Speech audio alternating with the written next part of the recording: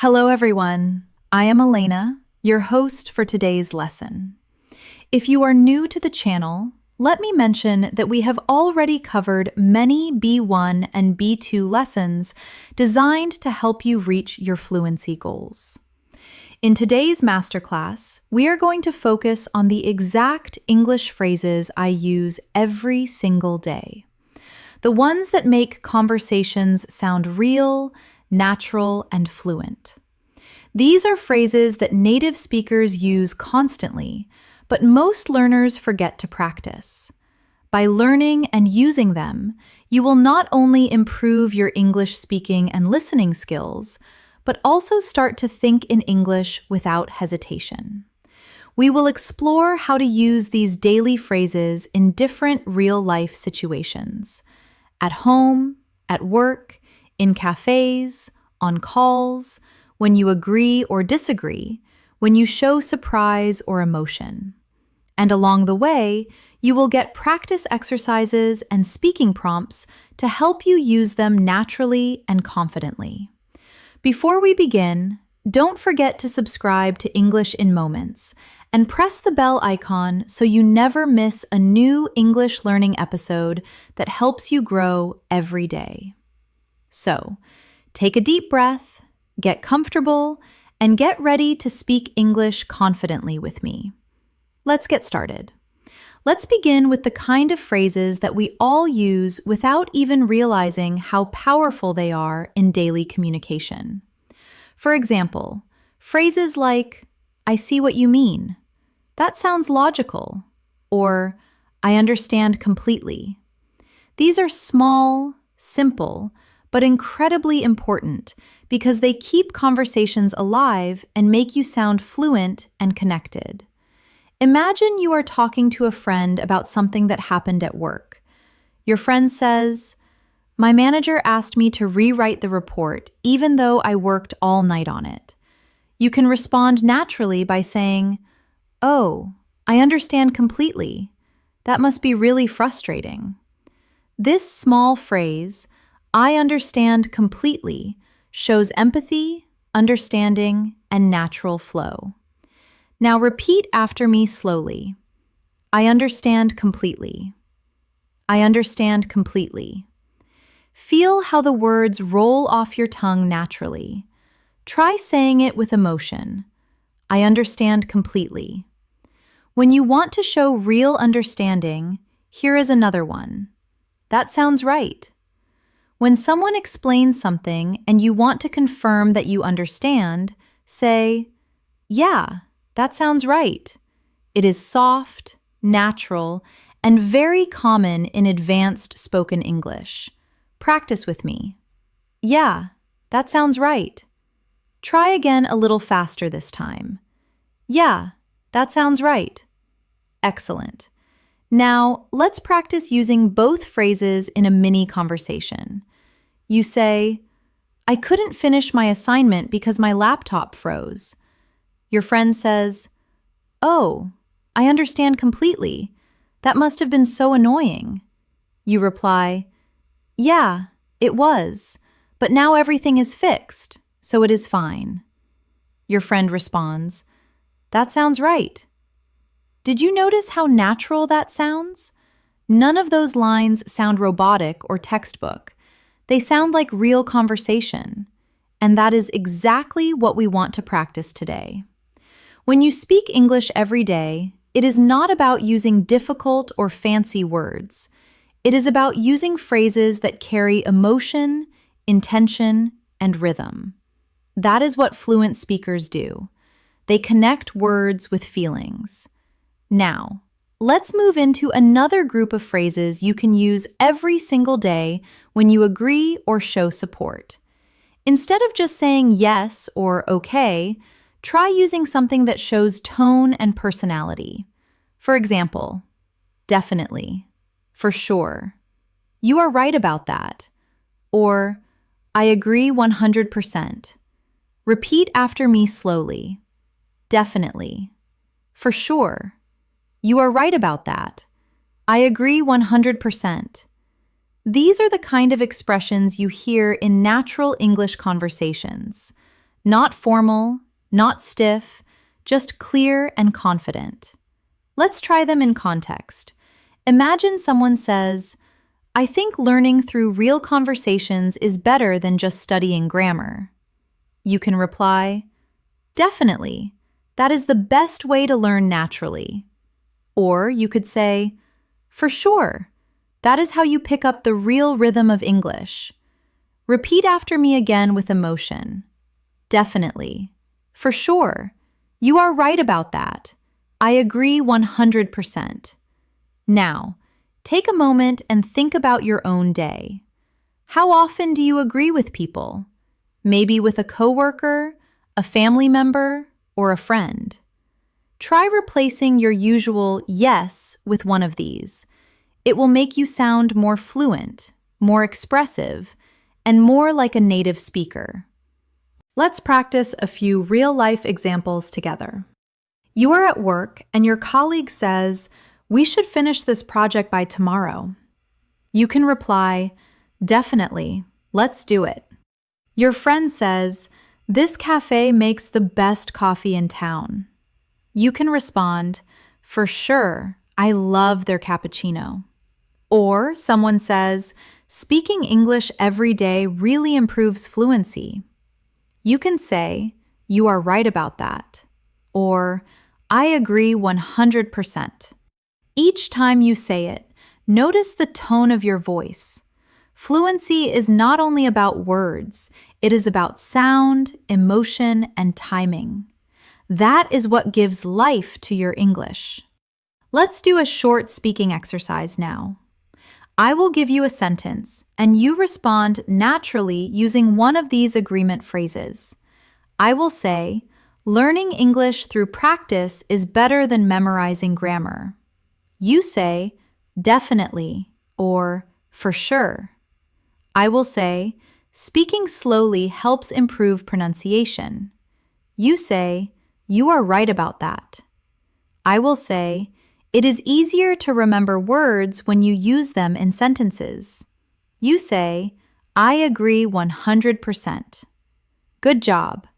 You are not only repeating words, you are training your brain to think in English patterns. Now, let's move into another everyday area, expressing emotion. When something surprises you, do not just say, "Oh," or "Really?" Try these instead. "You're joking." "No way. That is shocking." Or, "Are you serious?" For example, your friend says, "I met your favorite singer yesterday." You can say, "No way. You are joking." These reactions add life to your speech and make you sound emotionally connected, not robotic. Let's repeat together. No way. You are joking. That is shocking. Are you serious? Try saying them with emotion. Feel the rise in your voice when you express surprise. The energy in your tone makes the English feel alive. Now, imagine different situations. Your friend says, "I got a new job." You respond, "No way, congratulations." Or your colleague says, "We finished the project 2 days early." You say, "That is shocking." Or someone tells you, "I just ran 5 miles this morning." You respond, "Are you serious?" When you speak with emotion, your brain connects the feeling with the language, and that is how real fluency grows. Take a moment now. Close your eyes if you want and imagine yourself talking to someone confidently in English. You use these phrases naturally. Your tone is calm, your rhythm smooth, your words flowing easily. That is the power of practice. So, whenever you learn a new phrase, do not just read it. Say it out loud, use it in your daily life, and let your brain build the rhythm of English. Now, let's move a little deeper into daily communication. Every conversation has moments when you need to show interest to keep the dialogue flowing or to make the other person feel heard. In advanced English, we do this not by long sentences, but by using short, friendly, responsive phrases. Imagine you are listening to someone talk about their weekend, and you want to show you are engaged. Instead of staying silent or saying only, yeah, try using natural listener phrases like, is that so? That is nice. Sounds good. Good for you. Or, I see your point. Let's practice together slowly. Is that so? That is nice. Sounds good. Good for you. I see your point. Now, here is a small dialogue for practice. A friend says, I finally started going to the gym again after 2 months. You respond, good for you. That is amazing. Then they add, it is tough to stay consistent though. You reply, yeah, I see your point. Notice how this little rhythm keeps the conversation warm and alive. It shows that you are not only listening, but connecting emotionally. Now, repeat with me, imagining the tone of a real conversation. Good for you. I see your point. Sounds good. You can even record yourself saying these lines. Listen back and check the tone. The more natural it sounds, the closer you are to advanced fluency. Let's continue. When you are having a casual chat in English, you will also need small fillers, the words native speakers use to think while speaking. Phrases like, well, you know, actually, I mean, or let me see. These are essential for sounding smooth and natural. Let's practice them with meaning. If someone asks, why did you choose that restaurant? You can say, well, I just like the atmosphere there.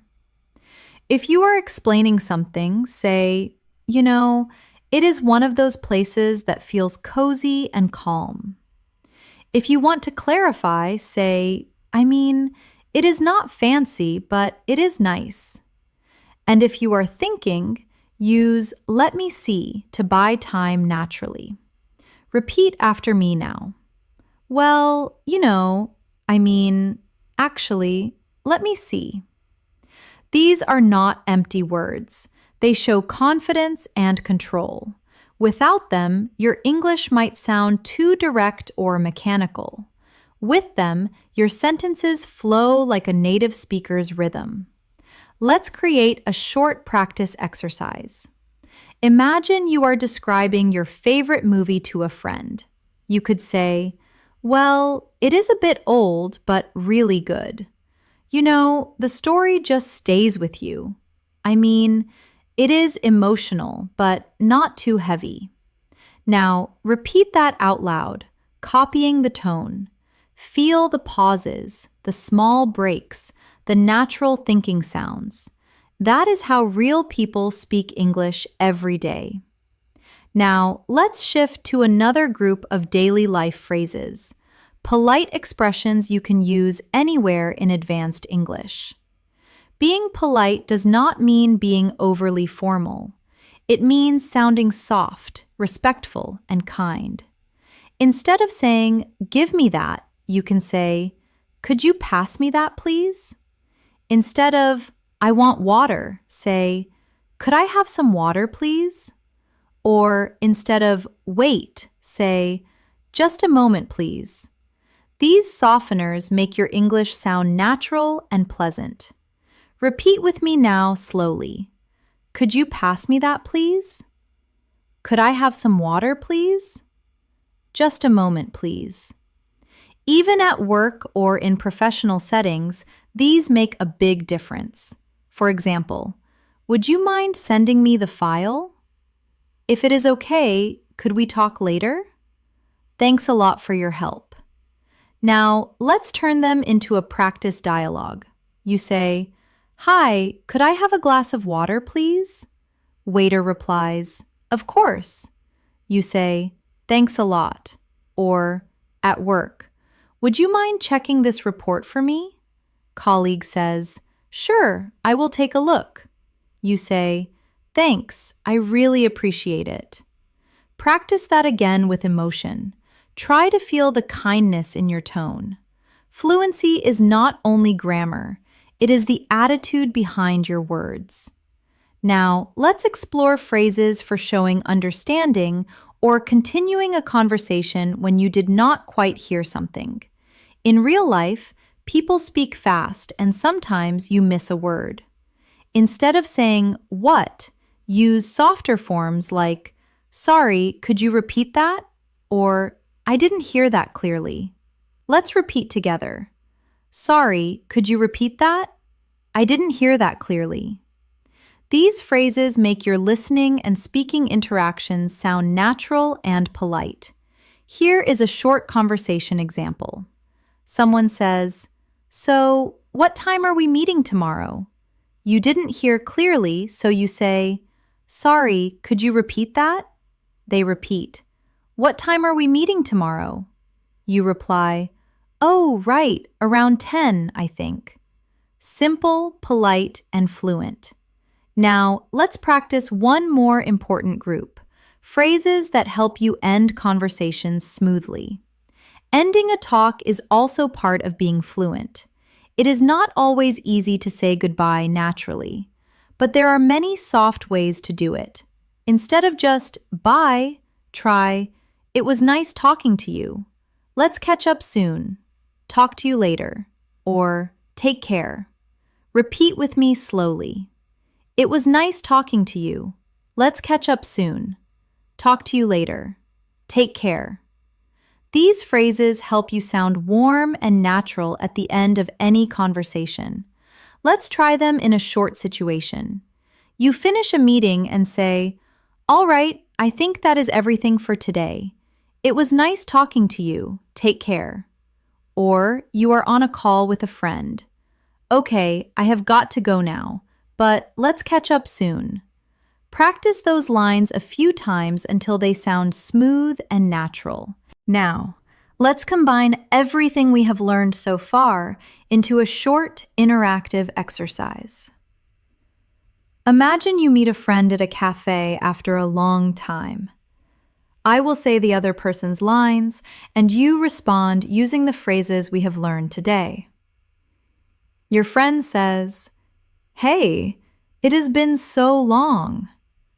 You respond, yeah, it has been ages. It is so nice to see you again. They say, I just started a new job last month. You say, oh, really? That is great. Good for you. They say, it has been stressful though. You say, yeah, I see your point. They say, but the team is really supportive. You say, that sounds right. It is always easier when people around you are kind. They say, we should meet more often. You say, definitely. Let's catch up soon. That is a perfect natural flow.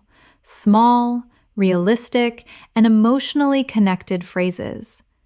These are the building blocks of fluent communication.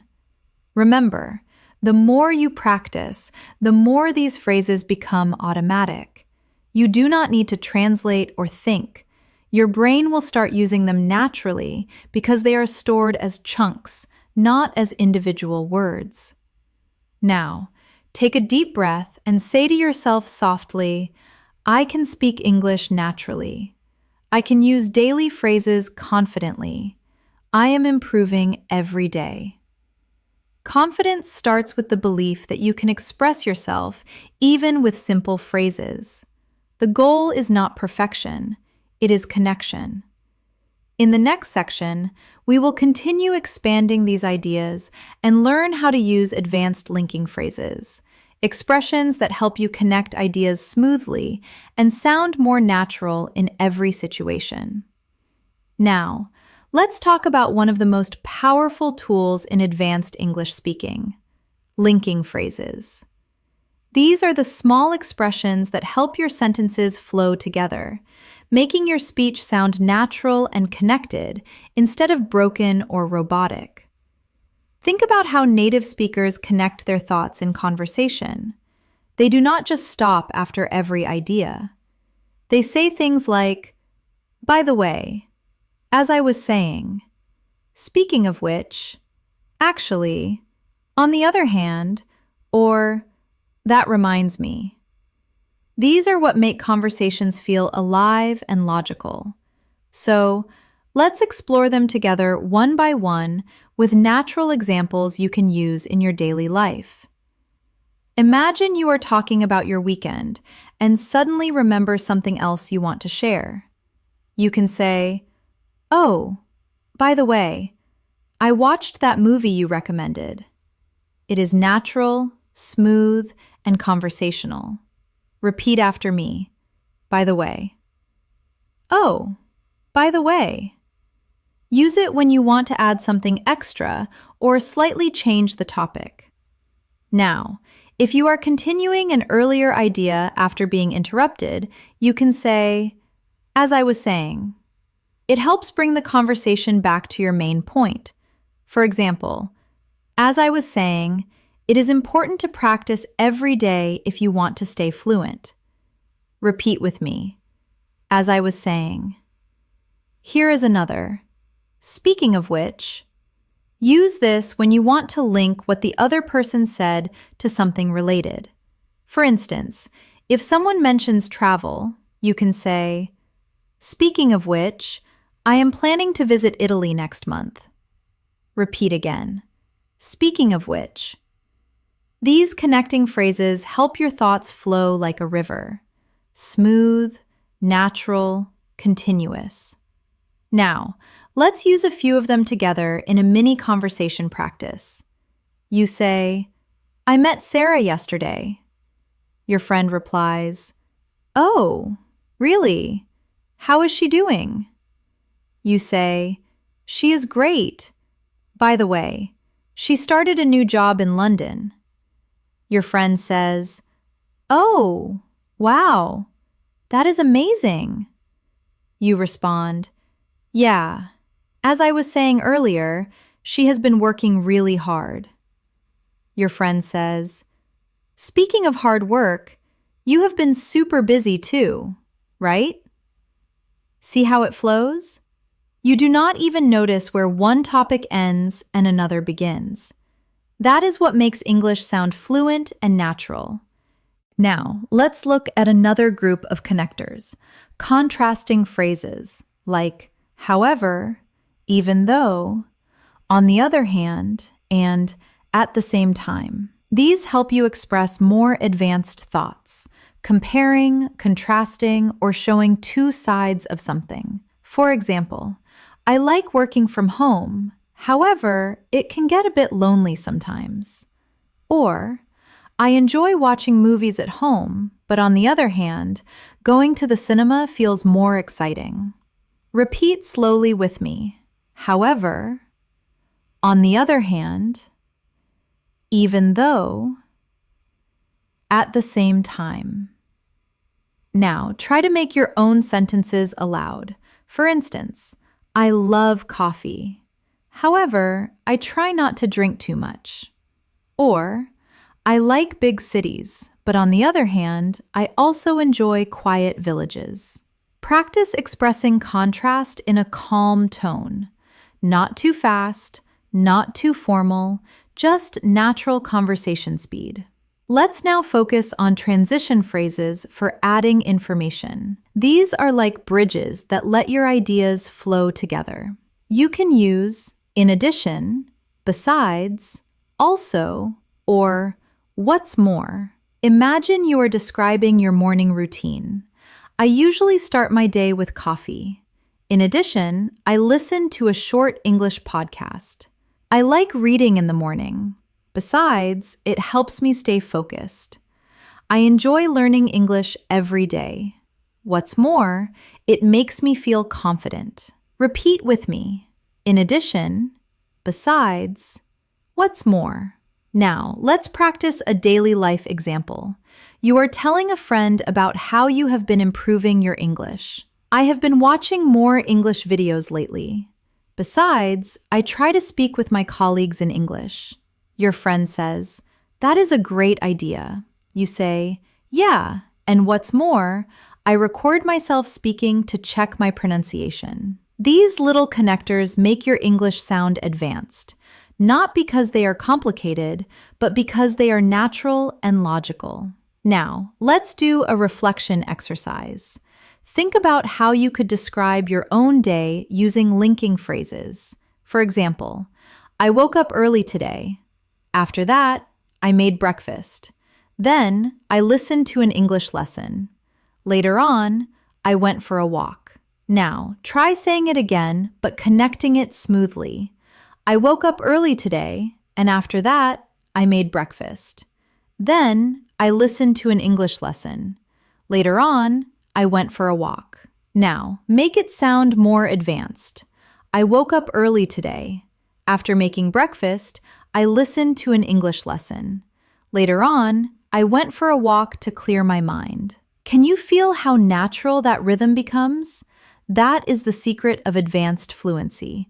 Not bigger words, but smoother flow. Let's take this a little further.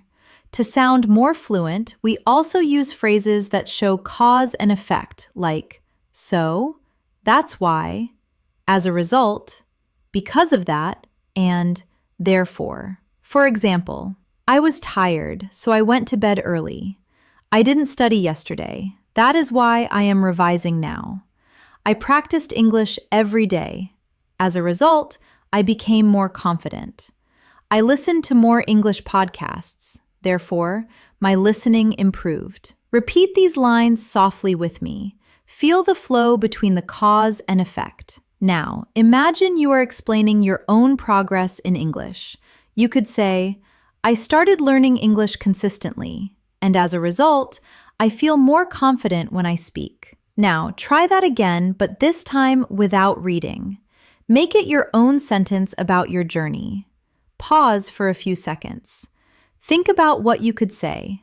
Maybe, I used to be shy, but I practiced every day, and now I can talk with anyone in English. Yes, that is the kind of natural emotional expression that brings your English to life. Let's now move to time connectors, which help organize your ideas and make your stories sound clear. Use at first, then, after that, later, eventually, and finally. For example, at first, I didn't understand much English. Then I started listening more. After that, I began speaking with confidence. Eventually, I could think in English. Finally, I reached fluency. Repeat that story with me slowly. Feel how the time connectors guide your listener through your journey. At first, then, after that, later, eventually, finally. That is exactly how fluent speakers tell stories, one thought flowing into another. Now, let's try a mini storytelling exercise together. I will start, and you can fill in your own ideas as you repeat aloud. At first, I was nervous about speaking English. Then, I started practicing with short sentences. After that, I began using new phrases every day. Later, I noticed people understanding me better. Eventually, I stopped translating in my head. Finally, I felt confident and natural. Beautiful. That is your English story, your real-life progress step by step. You see, fluency is not about speed. It is about flow. And that flow comes from connecting your thoughts with small linking words that make your speech feel continuous and meaningful. Before we move on, let's take a short speaking challenge. I will give you a few simple sentences, and you will try to connect them naturally using what we have learned. Ready? Let's begin. I woke up late. I missed my bus. I was tired at work. Now say it again, fluently connected. I woke up late, so I missed my bus. And because of that, I was tired at work. Next one. I started reading more. My vocabulary improved. I feel more confident now. Try it. I started reading more, and as a result, my vocabulary improved. That is why I feel more confident now. Excellent. Every time you practice like this, your English rhythm becomes smoother and your confidence grows. So from now on, do not just memorize phrases, connect them. Think in full flowing sentences that tell a story, express emotion, and link your thoughts naturally. You are not just learning English, you are building the habit of speaking smoothly, confidently, and clearly, just like a fluent speaker. Now, let's go even deeper into the kind of phrases that make your English sound confident, polite, and emotionally intelligent. These are expressions that help you respond naturally in conversations, not just with words, but with feeling and tone. Think about the last time you had to disagree politely with someone. Many learners feel nervous in those moments because they do not know how to disagree without sounding rude or uncomfortable. But in English, there are many soft, friendly ways to express a different opinion.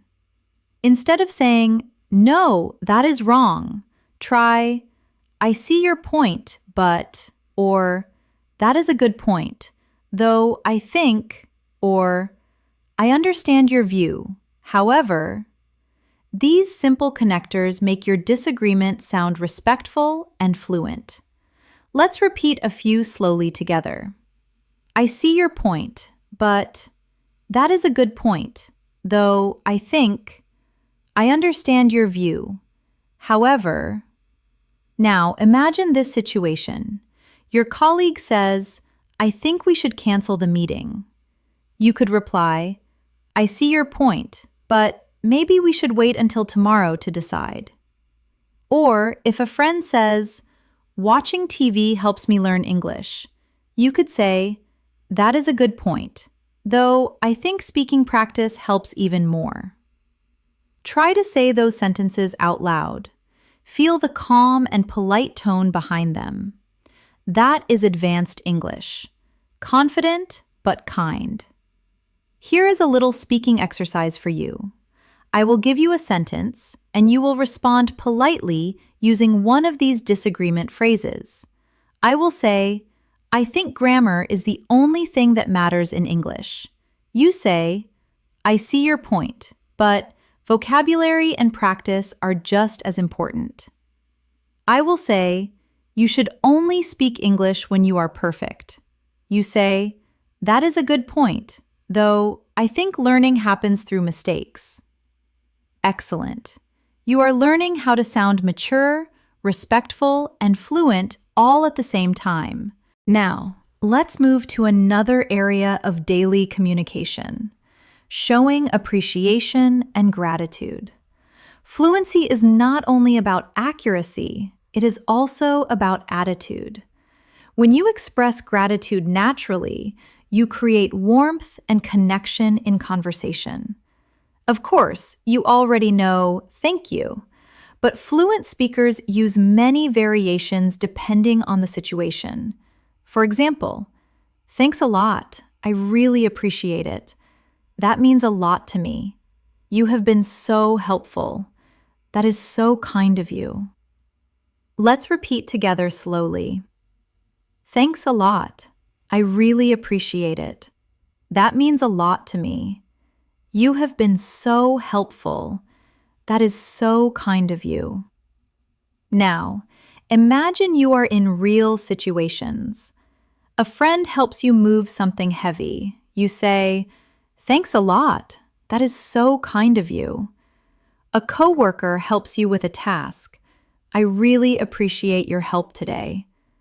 Someone compliments you. You can say, thank you. That means a lot to me. Now, let's switch to how we respond to thanks in natural ways. Instead of just saying, welcome, try, no problem, anytime, my pleasure, or don't mention it. Repeat them softly with me. No problem, anytime, my pleasure, don't mention it. These small responses sound warm and natural. For example, thanks for helping me out. No problem at all. I appreciate your time. My pleasure. Thanks for listening. Anytime. Practice those exchanges until they come out automatically. That is how you start thinking in English, by responding without translation. Now, let's practice a little emotional connection through phrases that express encouragement and positivity. You can use these to motivate others or even yourself. Repeat after me. You are doing great. Keep it up. Don't give up. You have got this. I am proud of you. Believe in yourself. These may sound simple, but they are the heartbeat of daily spoken English. Warm, uplifting, and real. Let's practice in context. A friend says, I am nervous about my English test. You respond, don't worry, you have got this. Your coworker says, I am trying to improve my presentation skills. You say, keep it up. You are improving every day. Someone says, I made a mistake while speaking. You respond kindly, that is okay. Everyone makes mistakes. You are doing great. Now turn those phrases toward yourself for a moment. Whisper them to yourself. I am doing great. I am improving every day. I can speak English with confidence. That small self-talk is powerful. It trains your brain to believe in your growth, and that belief fuels fluency. Now, let's go into everyday conversation phrases that help you show curiosity. Phrases that help you ask questions in a friendly, advanced way. Instead of just asking why or what, use these soft, natural options. How come? What made you decide that? I was wondering, could you tell me a bit more about that? Or, what is that like? Repeat after me. How come? What made you decide that? I was wondering, could you tell me a bit more about that? What is that like? Now, imagine you are talking to a friend who just moved to another city. You ask, how come you decided to move? Or, what is life like there? Or, your coworker says they have started learning Spanish. You say, that is interesting. What made you decide to learn Spanish? These phrases make your questions sound soft and caring. You are not interrogating, you are connecting. Now, let's practice using them together in a realistic scene. You say, hey, I heard you started working out again. Friend replies, yeah, I joined a new gym last week. You say, oh, that is great. What made you decide to join? Friend says, I just wanted to feel healthier. You say, good for you. What is it like there? You see how every phrase keeps the conversation alive. It is smooth, natural, full of curiosity and warmth. Now, let's explore another advanced habit fluent speakers have, using confirmation phrases to make sure both people understand each other. You can use phrases like, so, you mean, let me get this straight. If I understand you correctly, or, in other words, for example, someone says, I will be late because my car broke down. You reply, so, you mean you might not make it to the meeting on time? Or if a teacher explains something complicated, you can say, "Let me get this straight. You are saying we only need to submit one report, right?" Repeat after me slowly. So, you mean, "Let me get this straight. If I understand you correctly." In other words, these are natural, intelligent ways to show that you are listening carefully. They also make your English sound more confident and professional. Let's practice them in a quick dialogue. Your colleague says, "We're moving the meeting from Monday to Wednesday." You say, "So you mean there's no meeting on Monday anymore?" They respond, "Exactly." You say, "Got it. Thanks for letting me know." Perfect. That is the rhythm of real English communication: short, polite, and clear. Now, let's take a small speaking challenge. I will describe a situation, and you respond using any phrase we have learned so far. You meet someone new at work. What can you say? Maybe, "Nice to meet you. How is your first week going?" Someone gives you good news. How can you respond? Try, "That is amazing. I am so happy for you." Someone thanks you for help. How do you reply? Say, "No problem. Anytime." Someone shares a different opinion. What can you say? "I see your point, but I have a slightly different view." Each response builds your English muscles. The more you use them, the stronger your fluency becomes. Now, let's finish this section with a small reflection exercise. Close your eyes for a moment. Take a deep breath and imagine yourself speaking English fluently with confidence. You walk into a room, greet people naturally, respond politely, express yourself clearly, and leave the conversation with a smile. That image in your mind is not just imagination. It is a preview of your future self. Every phrase you are learning today is taking you one step closer to that version of you. You are not just memorizing sentences. You are building habits, emotions, and rhythms that will stay with you for life. So keep repeating these daily phrases. Use them when you text, when you talk to friends, when you think to yourself. Every small practice moment adds up to massive improvement. You are doing amazing so far. Keep going. And remember, fluency is built one phrase at a time. Let's keep going because now we are going to explore one of the most powerful skills in English communication: small talk. Small talk is not small in meaning. It is a huge part of sounding fluent, confident, and friendly in daily life. It is what helps you connect with people naturally without pressure. In advanced English, small talk is not about deep conversations. It is about creating comfort. It is how you start communication in cafes, offices, elevators, meetings, or even while waiting for something. Let's begin with simple, realistic examples. When you meet someone, instead of just saying hello, try something warmer like, "Hi, how is your day going?" Or, "Hey, how have you been?" Or, "Good to see you again."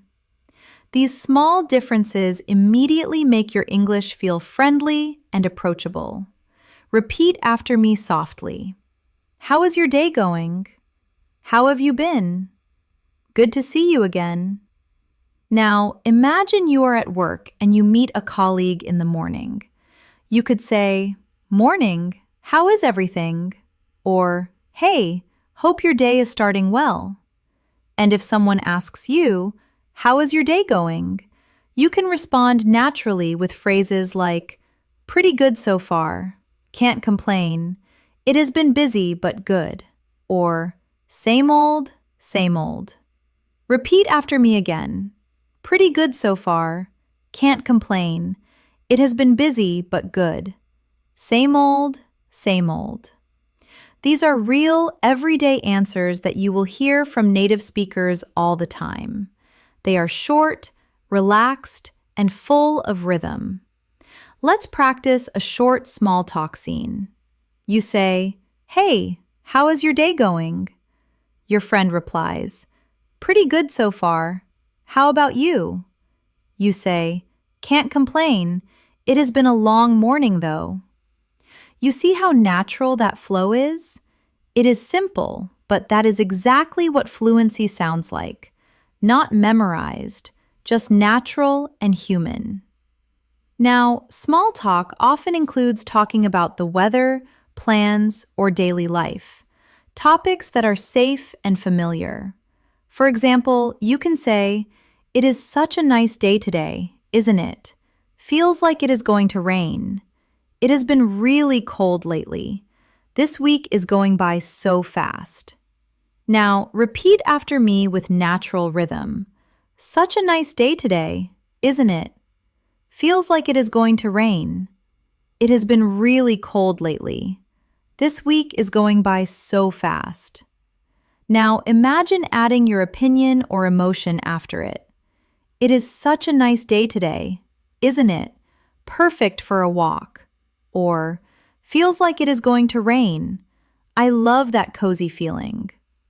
That is what brings warmth and personality to your English. Let's try another practice dialogue. You are waiting in line somewhere. The person next to you says, "The weather has been crazy lately." You can reply, "Yeah, tell me about it. It is so unpredictable these days." Or someone says, "Can't believe how hot it is." You can say, "I know, right? It feels like summer came early." Those small reactions, "Tell me about it," "I know, right?" "Exactly," are essential in fluent English. They make your conversations feel alive, connected, and friendly. Now, let's move into another part of small talk, talking about plans and time. Here are some phrases you can use in daily life. What are you up to this weekend? Got any plans after work? How is your week looking? I am thinking of relaxing tonight. I might go out with some friends. Repeat these softly with me. What are you up to this weekend? Got any plans after work? How is your week looking? I am thinking of relaxing tonight. I might go out with some friends. These are perfect to start or continue small talk naturally. Now, let's do a mini exercise. Imagine you are talking to a friend on Friday afternoon. You, "Hey, got any plans for the weekend?" Friend, "Not really. I might just stay home and rest." You, "Sounds good. You deserve a break." Simple, warm, natural. That is exactly what you should aim for in daily English. Now, let's go one level deeper. Learning how to show genuine interest in someone's life. This is what makes your English not just fluent, but meaningful. Phrases like, "How is everything going with you?" "How is work these days?" "How is the family?" "What have you been up to lately?" Or, "It has been a while. How have you been?" help you sound caring and connected. Repeat these softly. How is everything going with you? How is work these days? What have you been up to lately? It has been a while. How have you been? Now, let's practice a friendly conversation. You, "Hey, it has been a while. How have you been?" Friend, "Pretty good, just busy with work." You, "Yeah, I know the feeling.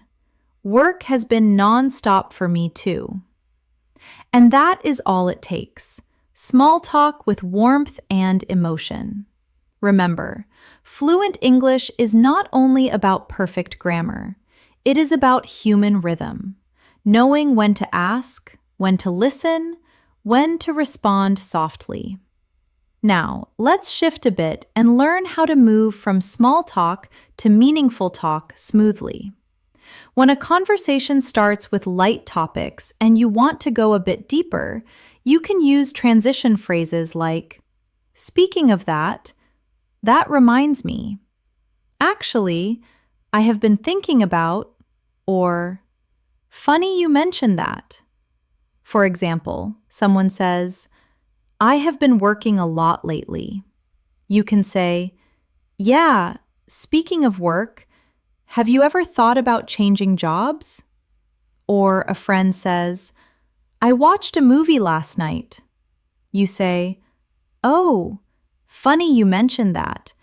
I just watched a really good one too."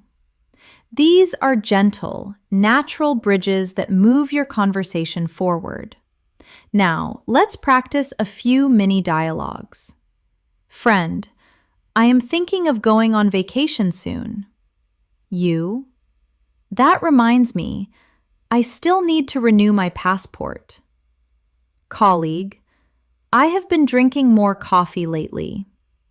You, actually, I have been trying to cut back on it. Friend, I joined a cooking class. You, oh, really? Funny you mentioned that.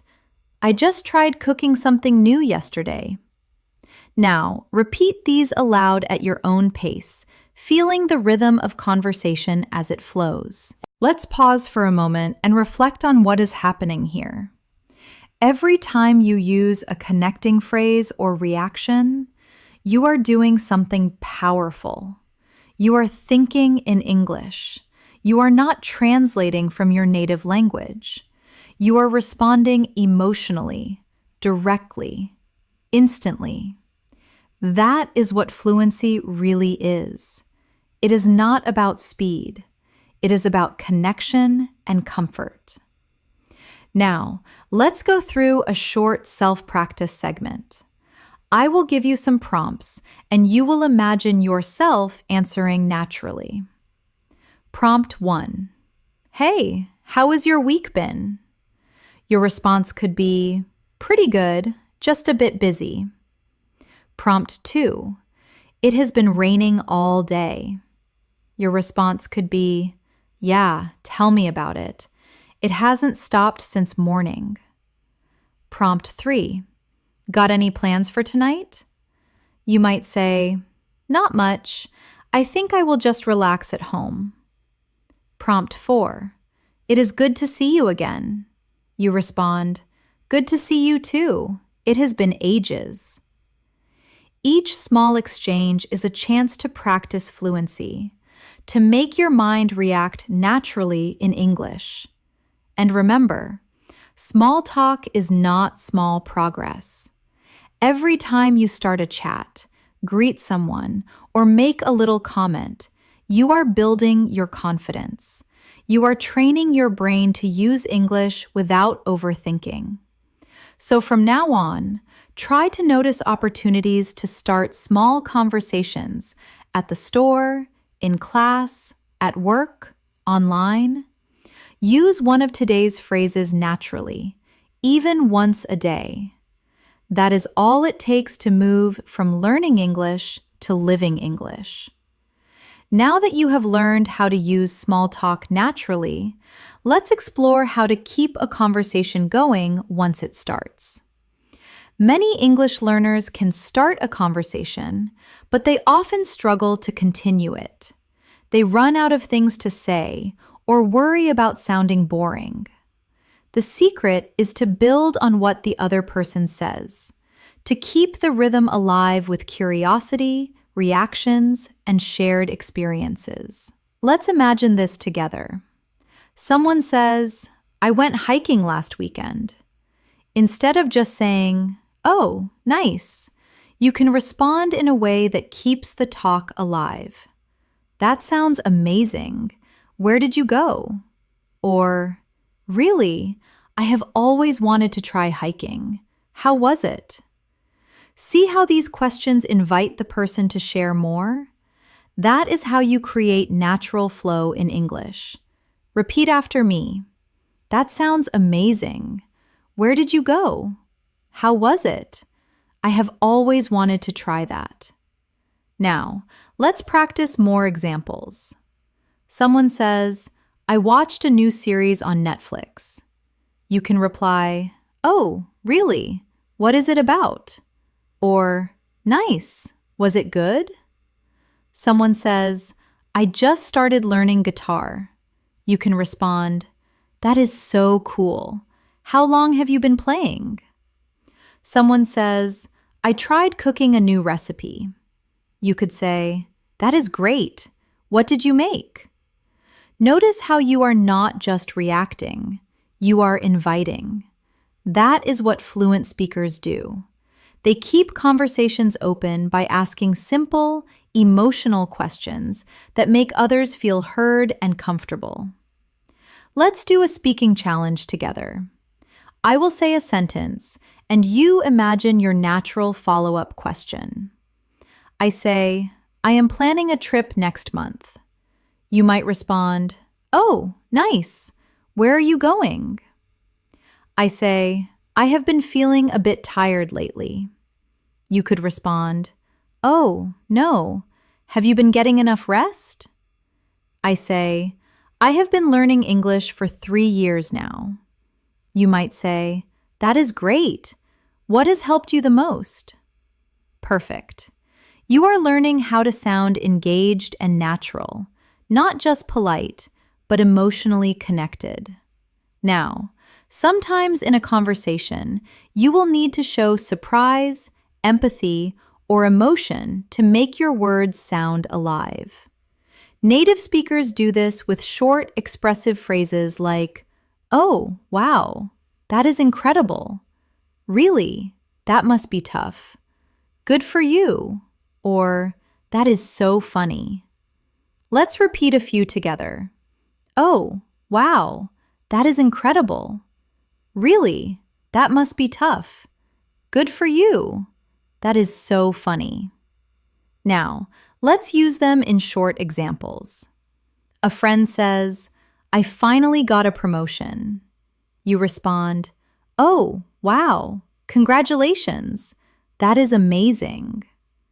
Someone says, I woke up at 5 a.m. to go running. You reply, really? That is so early. Good for you. Another friend says, I lost my phone yesterday. You respond, oh, no, that must be tough. These small emotional reactions keep your speech full of energy and warmth. Now, let's talk about how to share your own experiences naturally. Something that is key to fluency. You do not need long stories. You just need structure and rhythm. Try using this simple flow. Context plus detail plus feeling. For example, last night I tried a new restaurant near my house. The food was amazing, and the atmosphere was so cozy. I think I will go again next week. Or, I started reading a new English book. It is a bit difficult, but I am enjoying it. Or, I went jogging this morning.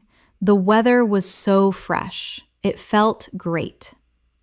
Now, try creating your own example out loud. Think about something small you did today. Maybe drinking your morning coffee, watching a video, or finishing some work, and describe it using that pattern. What you did, a little detail, and how you felt. Pause for a few seconds and practice that now. Excellent. That is how fluent English feels. Calm, clear, and full of life. Now, let's look at another type of phrase, clarifying and confirming phrases that help keep conversations smooth.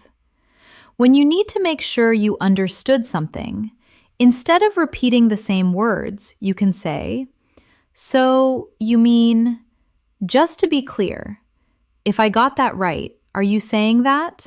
Or, "Let me make sure I understand." Let's practice them one by one.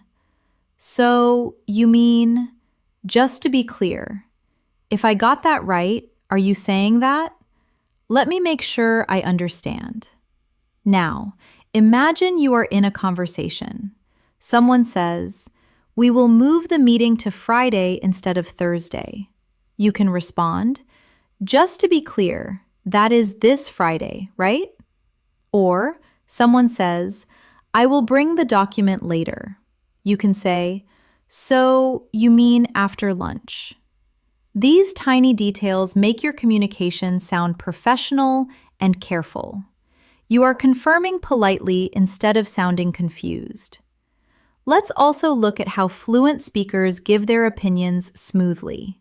They do not just say, "I think," over and over. They vary it with natural alternatives like, "In my opinion," "From my point of view," "If you ask me," "To be honest," and "Personally, I feel that." Repeat softly with me. "In my opinion," "From my point of view," "If you ask me," "To be honest," "Personally, I feel that." Now practice them in real sentences. In my opinion, listening practice is more important than grammar drills. From my point of view, confidence comes from daily repetition. If you ask me, learning through real examples is the best way. To be honest, I sometimes get nervous speaking too. Personally, I feel that watching English shows helps a lot. Now, say one about your own life using one of those phrases. For example, "To be honest, I learn best when I speak aloud." Or, "Personally, I feel that writing every day helps me remember new words." That is real fluency, expressing your own thoughts comfortably in English. Now, let's practice moving between agreement and disagreement naturally. When someone says something you partly agree with, you can use, "That is true, but I agree to some extent." "You have a point, though." Or, "I am not sure I completely agree." Repeat slowly with me. "That is true, but I agree to some extent."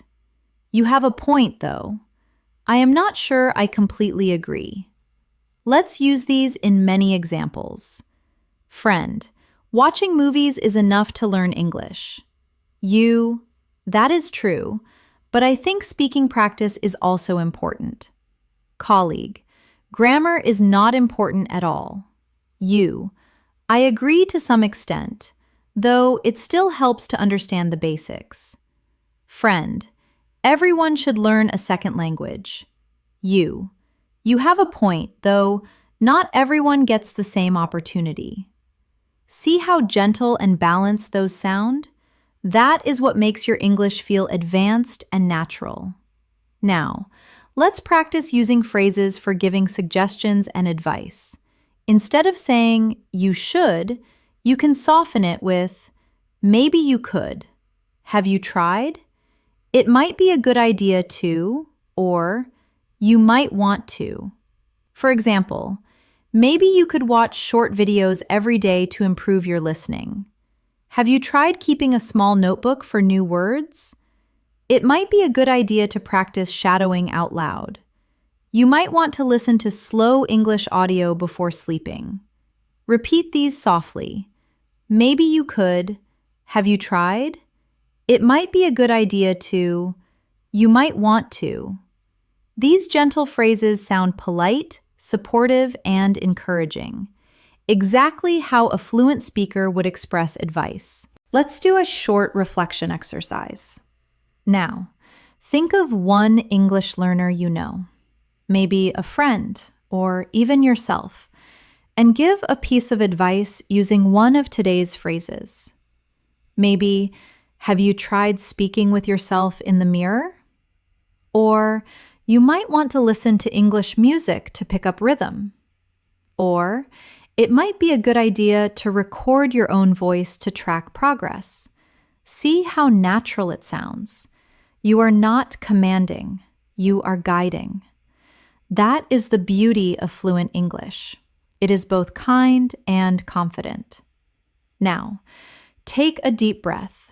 You have already learned how to agree, disagree, show curiosity, express emotion, and give advice. These are the real tools of everyday communication. And here is something very important. When you use all of these phrases together, you stop studying English and start living it. Your goal is not to remember every single word, but to build the habit of responding in English naturally. So the next time someone talks to you, listen carefully.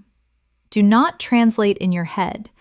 Just respond with something small and natural like, "Yeah, I get what you mean," or "That is interesting," or "I totally understand."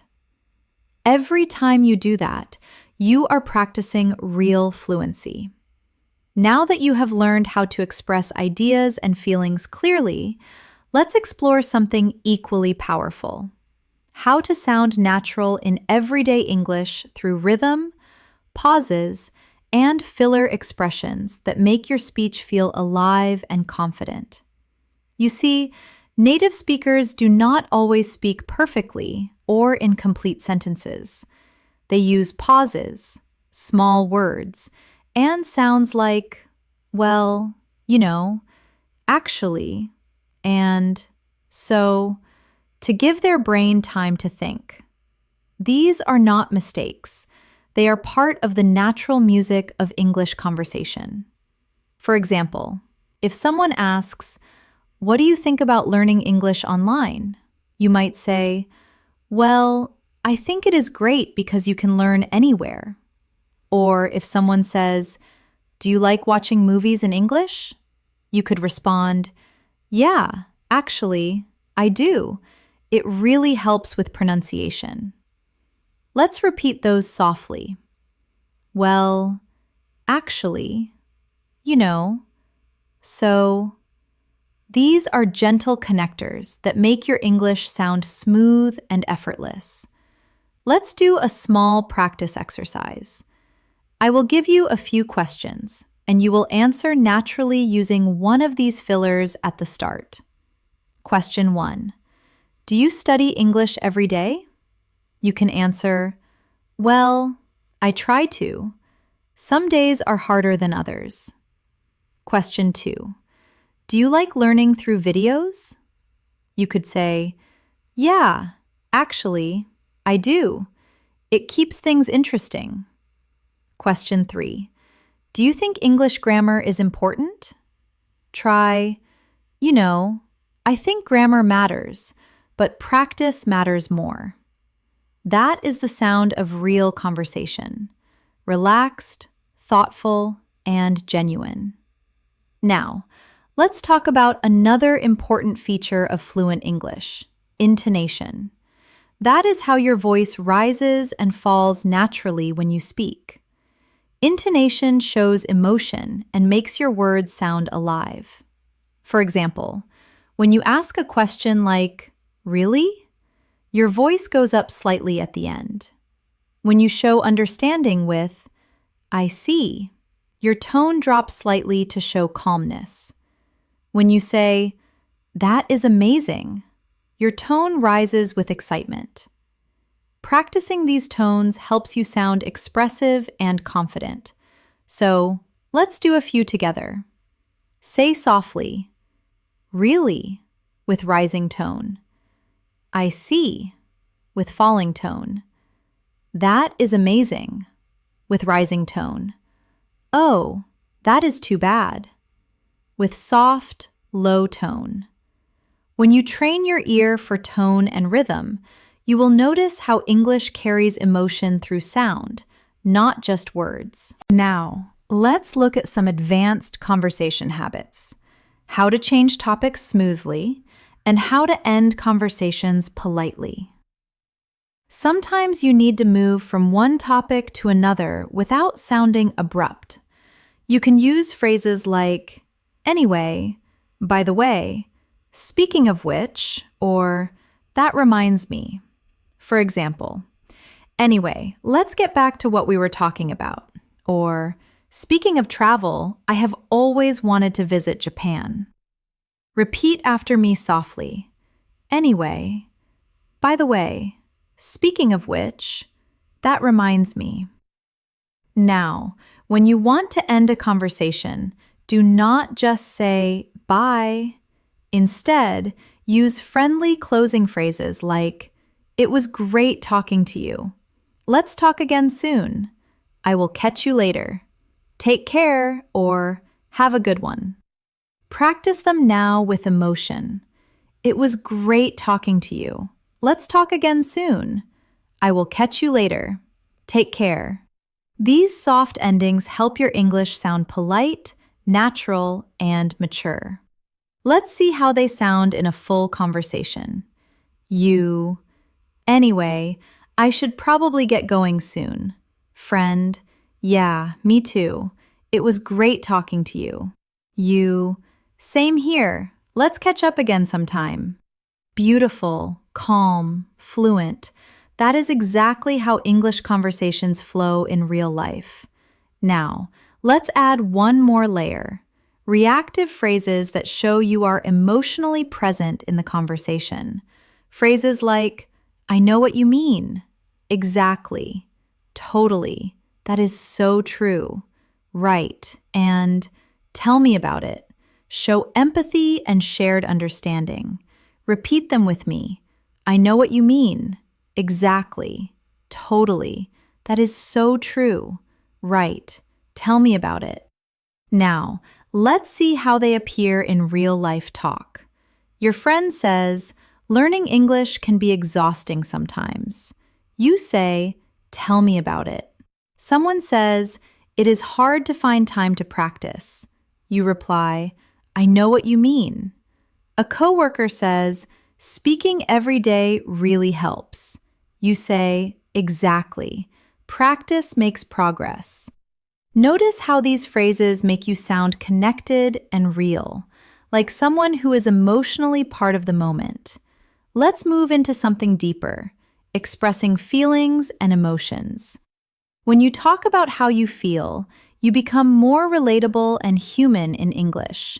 Instead of saying, I am happy, you can say, I am really glad about that, or that made my day.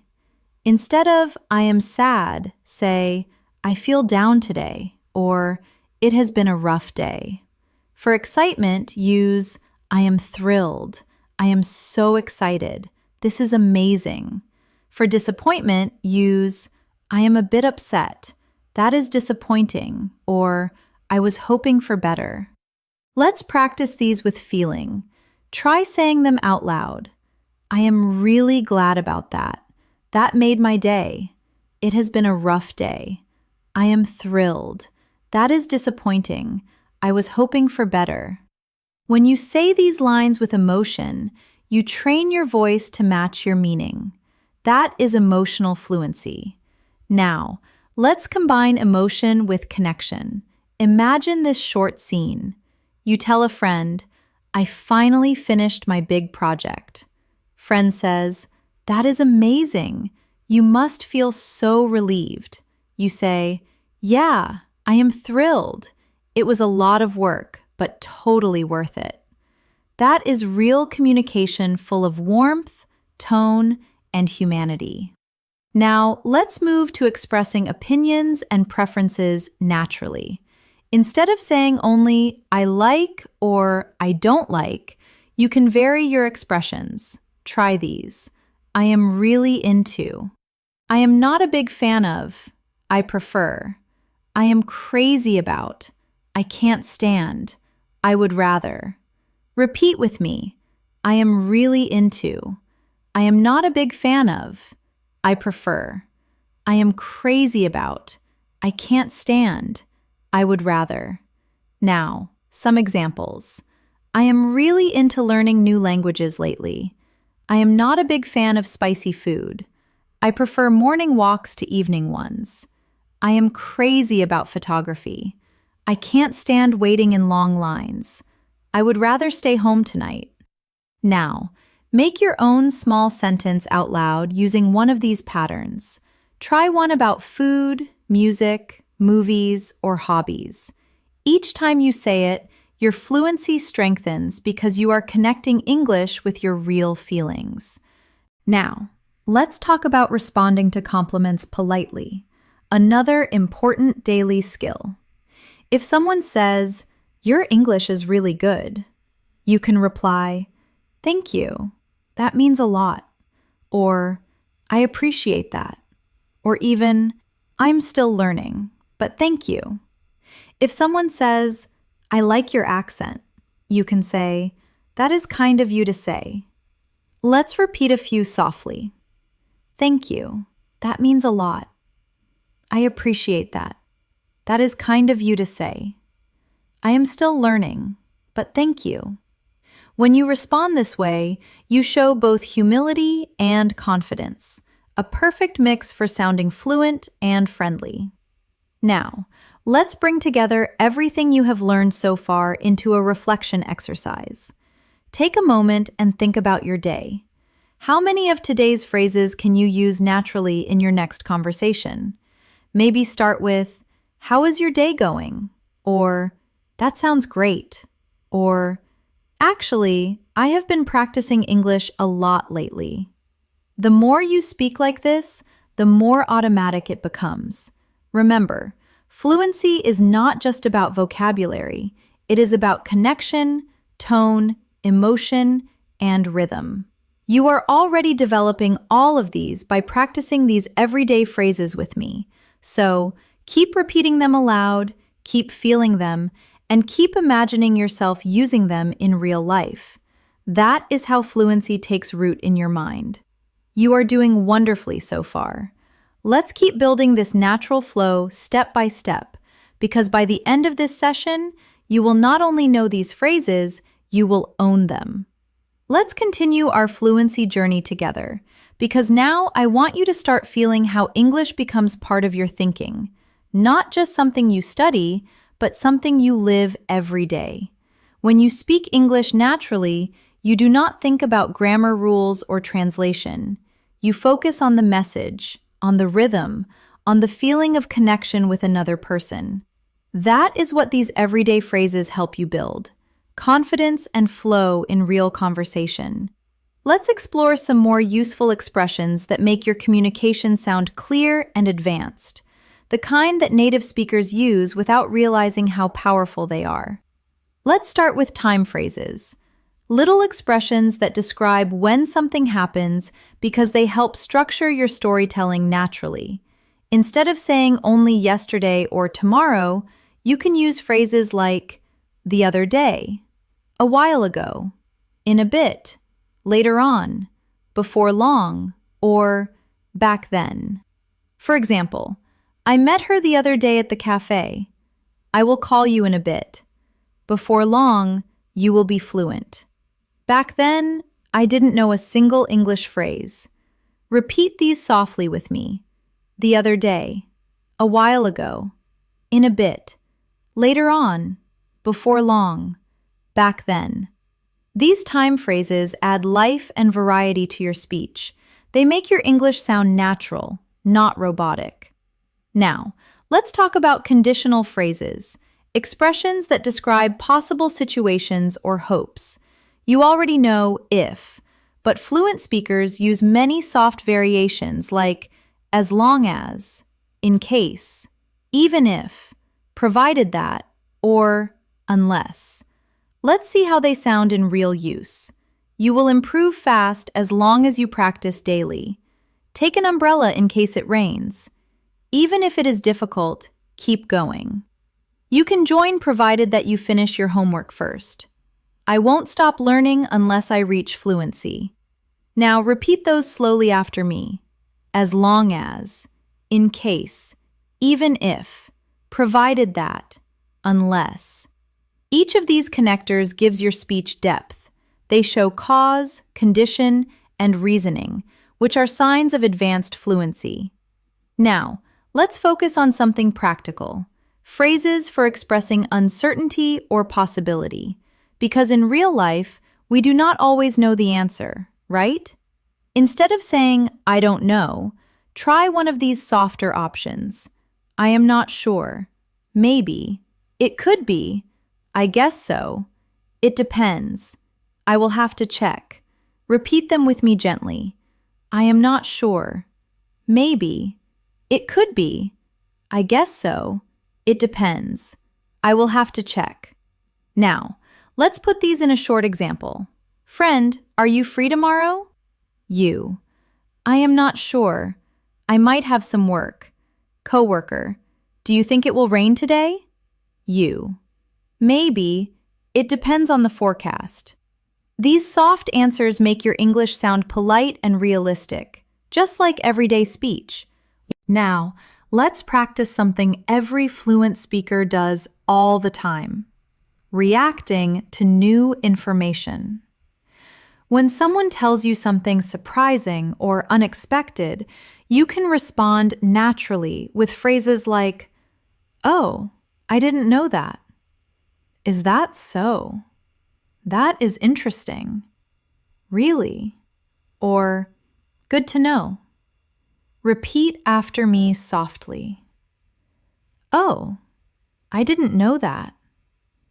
"Is that so?" "That is interesting." "Really?" "Good to know."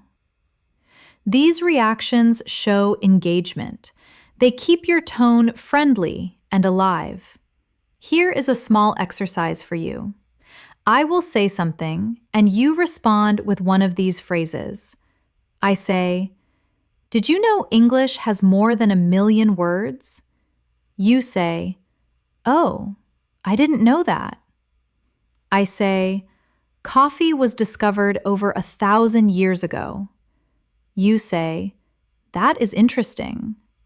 I say, "The word okay is understood almost everywhere in the world." You say, "Really? Good to know."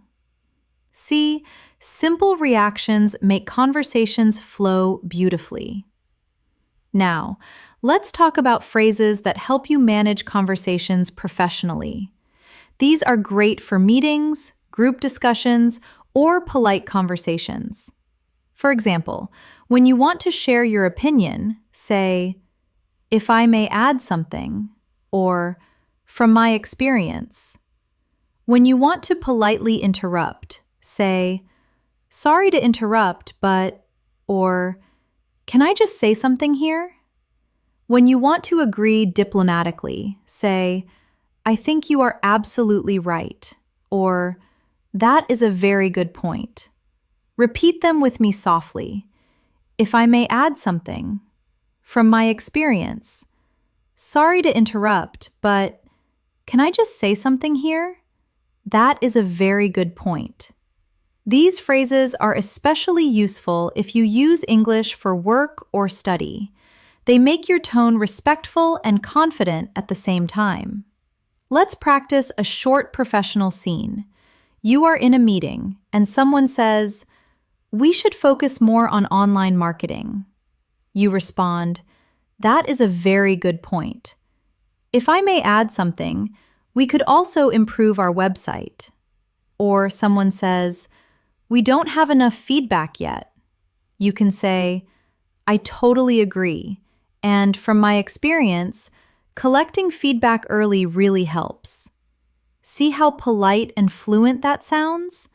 That is the balance between clarity and respect that makes advanced English communication shine. Now, let's relax a little and learn phrasal expressions for daily life. Those combinations of verbs and prepositions that make you sound like a native speaker. Let's practice a few useful ones. Wake up. To get out of bed. I wake up at 7 every day. Get along with. To have a good relationship. I get along with my colleagues really well. Run out of. To have no more of something. We ran out of coffee. Look after. To take care of someone. I look after my little sister. Turn down. To reject or lower something. I turn down the volume. Figure out. To solve or understand something. I finally figured out the answer. Repeat each one softly. Wake up. Get along with. Run out of. Look after. Turn down. Figure out. Now, let's use them in short everyday scenes. You. I ran out of milk this morning. Friend. Oh no, me too. I will get some later. You. I finally figured out how to use that app. Friend. Nice. It took me forever to learn that. You. I get along with my coworkers really well. Friend. That is great. It makes work so much easier.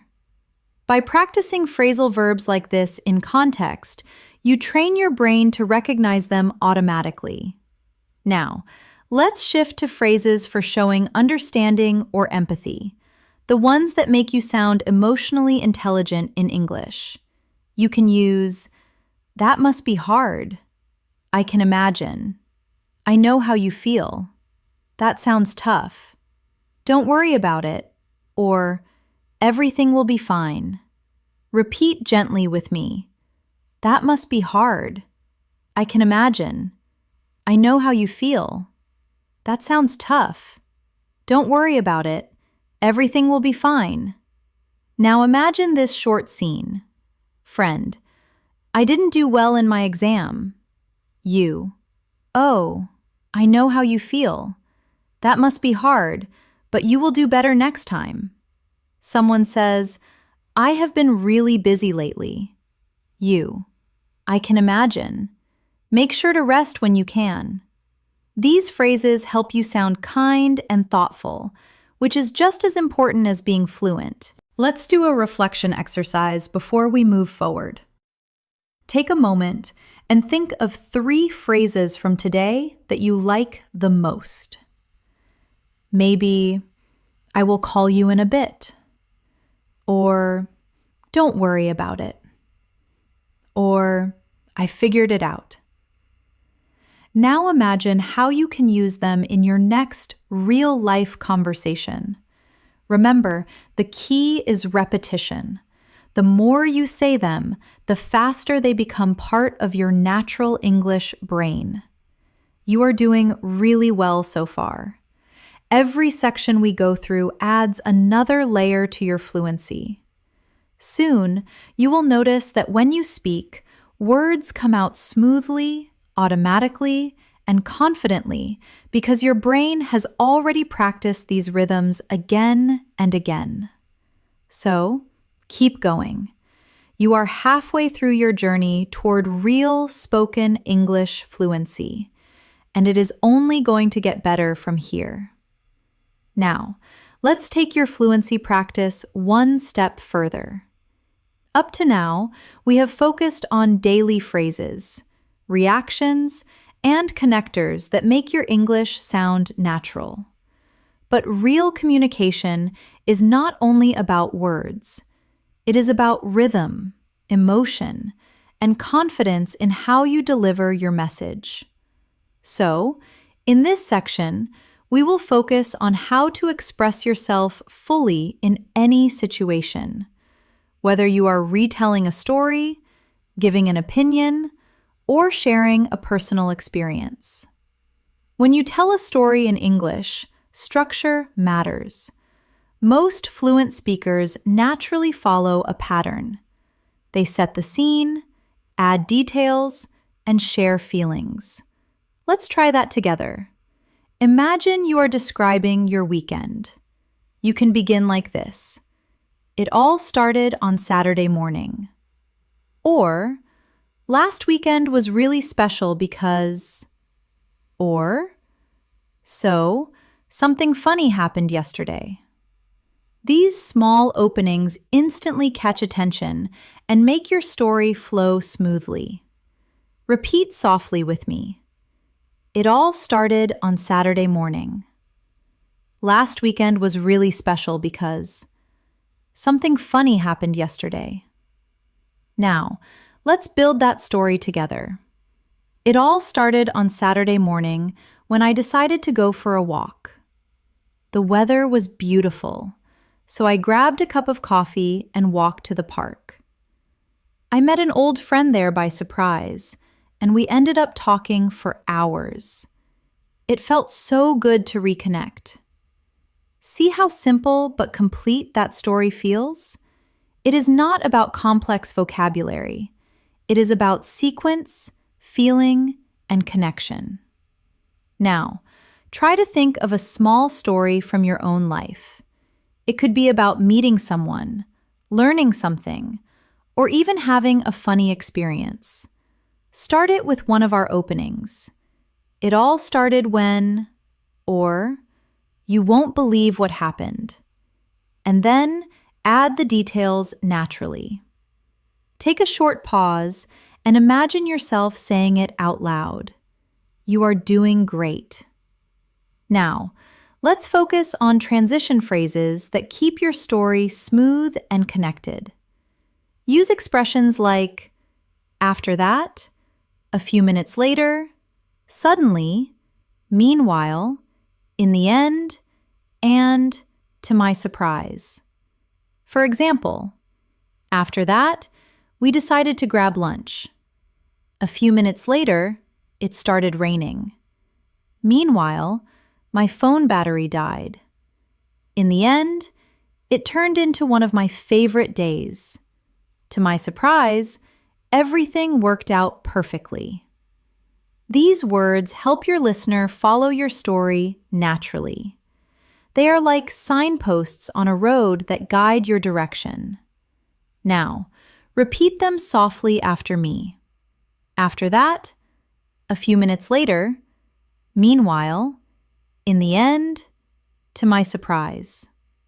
Excellent. Now, let's explore something that many advanced learners forget: how to describe feelings and experiences vividly. When you describe emotion, do not just say, I was happy, or I was sad. Try to show it through more expressive language. For example, instead of, I was happy, say, I was over the moon, or I couldn't stop smiling. Instead of, I was sad, say, I felt down, or my heart sank. Instead of, I was nervous, say, my hands were shaking, or I had butterflies in my stomach. Instead of, I was surprised, say, I was taken aback, or it completely caught me off guard. These phrases help you express emotion in a real human way, just like native speakers do. Let's repeat a few softly together. I was over the moon. My heart sank. I had butterflies in my stomach. It caught me off guard.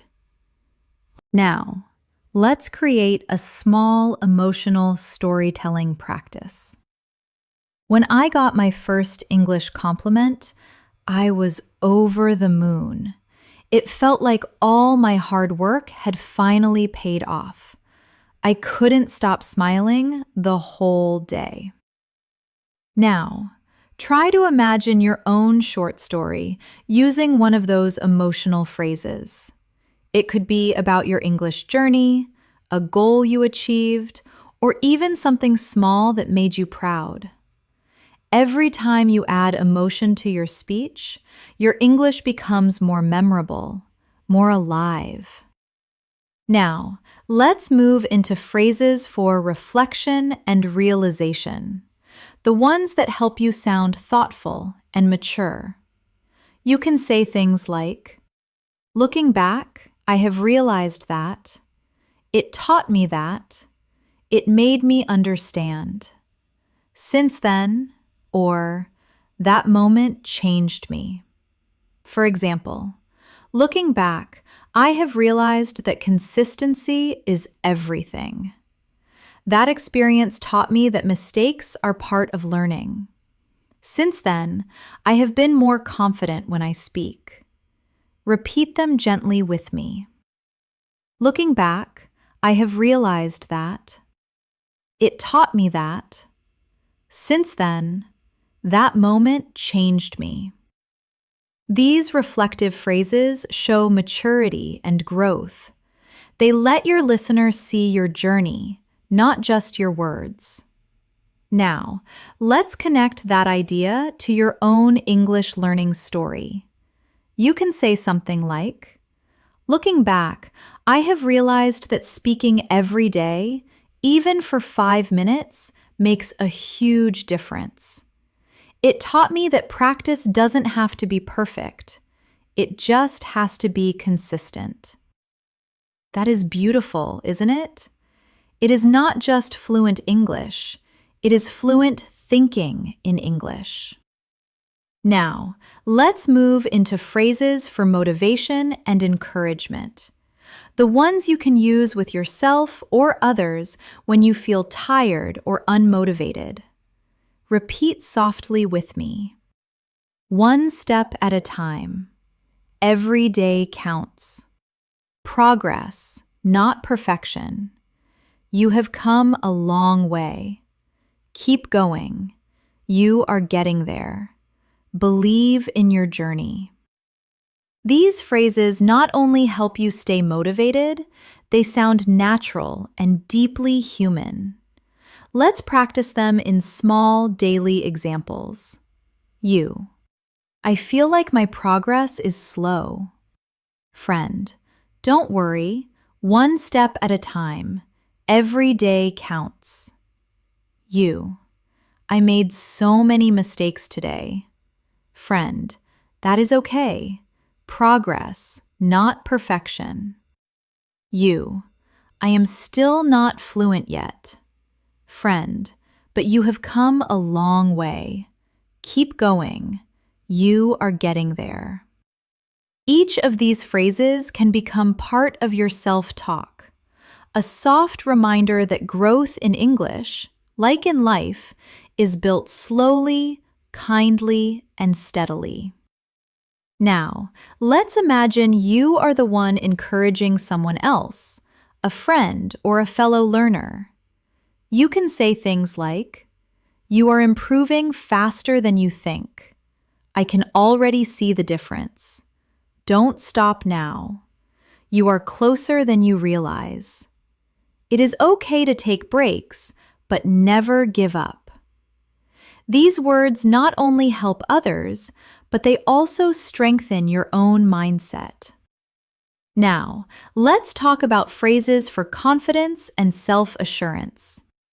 When you want to sound confident without sounding arrogant, use expressions like, "I am pretty sure," "I am confident that," "I believe," "from what I know," or "I feel certain that." For example, "I am pretty sure this is the right way." "I believe we can do it." "I am confident that practice will pay off." Repeat after me. "I am pretty sure." "I am confident that." "I believe." "From what I know." "I feel certain that." These small phrases build strength in your tone. They show clarity and calmness. Now, let's combine confidence and kindness together in one short example. You say, "From what I know, everyone learns differently, and that is okay." Or, "I believe you will get better if you keep practicing." That is exactly how fluent English sounds: thoughtful, balanced, and authentic. Now, let's do one of my favorite fluency practices, shadowing reflection. I will say a few sentences slowly, and you can repeat them after me, copying the tone and rhythm as naturally as you can. I have come a long way. I am proud of how much I have improved. Every mistake helps me grow. I can communicate my thoughts clearly. Fluency is not about perfection. It is about connection. Beautiful. Take a deep breath and repeat those again softly to yourself. Feel how your confidence rises with every phrase. This is what fluency really means. Being able to speak from the heart with calm, with truth, and with rhythm. And remember, you are not learning just words. You are learning how to express life through English. You are doing so well, and there is still more to discover. Let's keep going because the more you speak, the more natural you become, and the more English starts to feel like your language. Now that you are learning to express yourself confidently, let's explore how to sound smooth and natural when you connect ideas in longer conversations. Because fluency is not only about what you say, it is about how easily your words flow from one thought to the next. One of the best ways to build this flow is by using linking expressions for explanation and reason. These help you explain why or how something happens in a natural way. Let's practice some of them together. That is because, the reason is, you see, basically, in other words, to put it simply. Repeat them softly after me. That is because, the reason is, you see, basically, in other words, to put it simply. Now, here's how you can use them in real sentences. I enjoy learning English. That is because it connects me with people from around the world. You see, the key to fluency is daily consistency. Basically, practice turns knowledge into confidence. In other words, the more you use English, the more natural it feels. These linking expressions let your thoughts move naturally. They are the glue that holds your ideas together. Let's keep going with phrases that organize your ideas when you are speaking for longer. You can say, first of all, secondly, finally, or for casual speech, to start with, then again, on top of that, last but not least. For example, first of all, you need motivation. Secondly, you need a daily routine. And finally, you need patience, or in a friendly tone. To start with, I love English movies. On top of that, I enjoy learning new expressions from them. Repeat these softly now. First of all, secondly, finally, on top of that, last but not least. These are especially helpful if you are giving a presentation or explaining something. They make your English sound organized and professional. Now, let's practice a small activity together. Imagine you are giving simple advice on learning English. Say, first of all, listen more than you speak. Secondly, repeat what you hear. And finally, don't be afraid to make mistakes. Excellent. That is fluent, clear, and confident English. Now, let's learn phrases for expressing preference and comparison, because fluent speakers often describe what they like or choose in subtle ways. Instead of only saying, I like A more than B, you can use I would rather, I prefer, I tend to, I usually go for, I am more into, or I don't really go for. For example, I would rather stay in than go out on weekends. I tend to wake up early. It helps me focus. I am more into quiet cafes than crowded ones. I don't really go for spicy food. Repeat them softly with me. I would rather. I prefer. I tend to. I usually go for. I am more into. I don't really go for. You can use these to sound natural when you are describing habits, tastes, or lifestyle choices. Now, let's talk about phrases that show possibility and likelihood. They help you sound realistic and balanced when you speak. You can use it might, it could, there is a chance, it is likely that, or I wouldn't be surprised if. For example, it might rain later, so take an umbrella. It could be a good idea to practice in the morning. There is a chance we will meet again soon. It is likely that you will improve quickly if you stay consistent. I wouldn't be surprised if you become fluent this year. Repeat them softly with me now. It might, it could, there is a chance, it is likely that, I wouldn't be surprised if. These phrases make your tone sound thoughtful, not too strong, not too weak, just natural. Now, let's practice conversation repair phrases, useful when you don't understand something or when you need time to think. Try, sorry, what was that again? Could you repeat that? Let me think for a moment. What I mean is, how should I put it? I am trying to say that. Repeat gently with me. Sorry, what was that again? Let me think for a moment. What I mean is, how should I put it? These expressions buy you time and keep conversations smooth even when you hesitate. That is exactly what fluent speakers do, too. Now, let's add phrases for balancing opinions, those little bridges that show understanding while you express your view. For example, I see your point, but that is true, although you are right to some extent at the same time. On the one hand, on the other hand. Let's repeat them softly together. I see your point, but that is true, although you are right to some extent at the same time. On the one hand, on the other hand.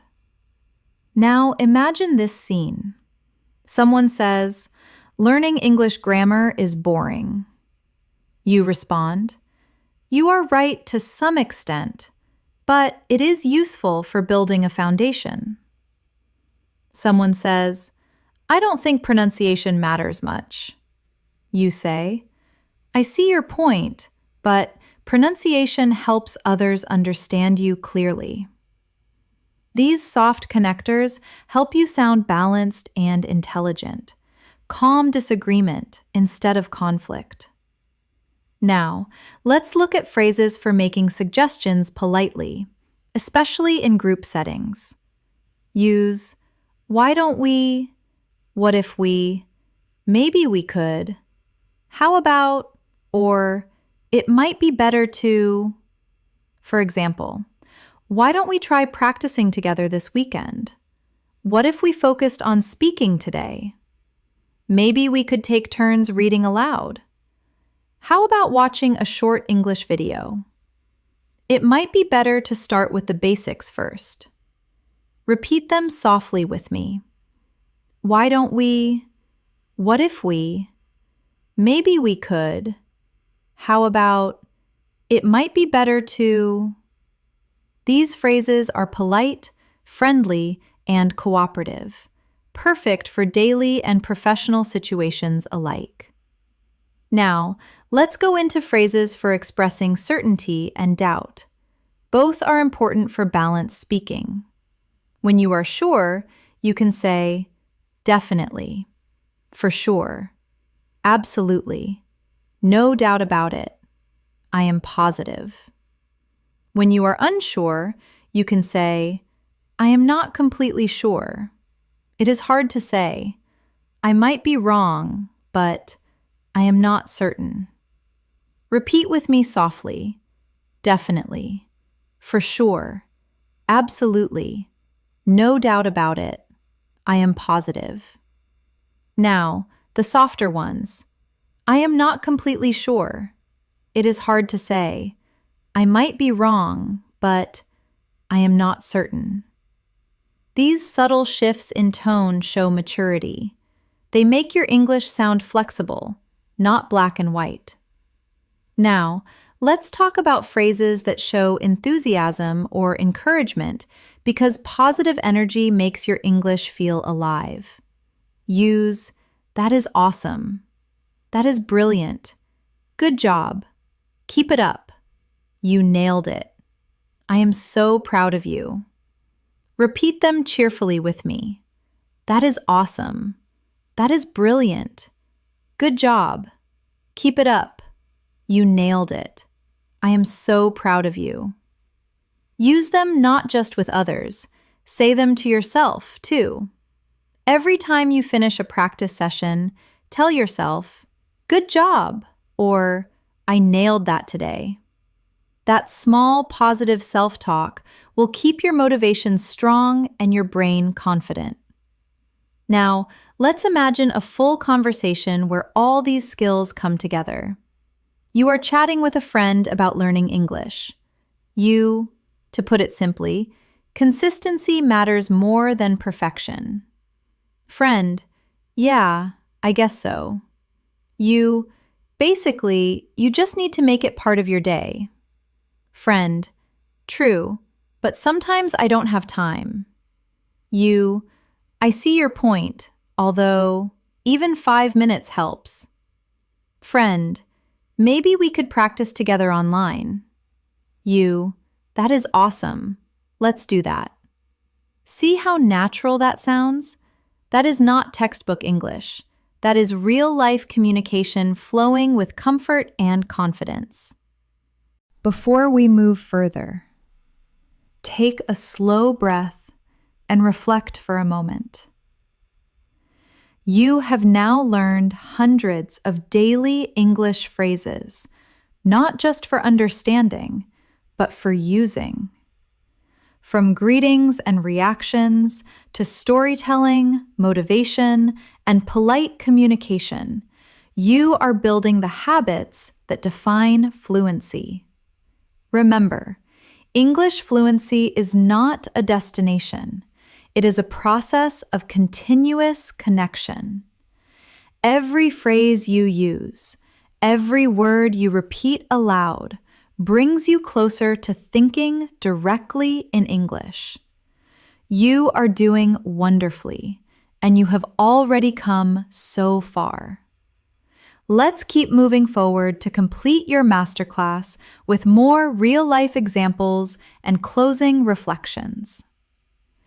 At this point, you have learned so many powerful phrases, expressions, and natural sentence patterns that it is time to focus on the mindset that turns them into fluency. Because real fluency does not come from memorizing. It comes from living these words every day, using them in small moments until they become part of who you are.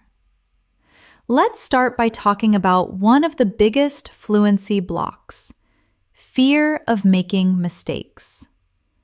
Almost every English learner feels it, that little hesitation before speaking, the worry of sounding wrong, the fear of being judged.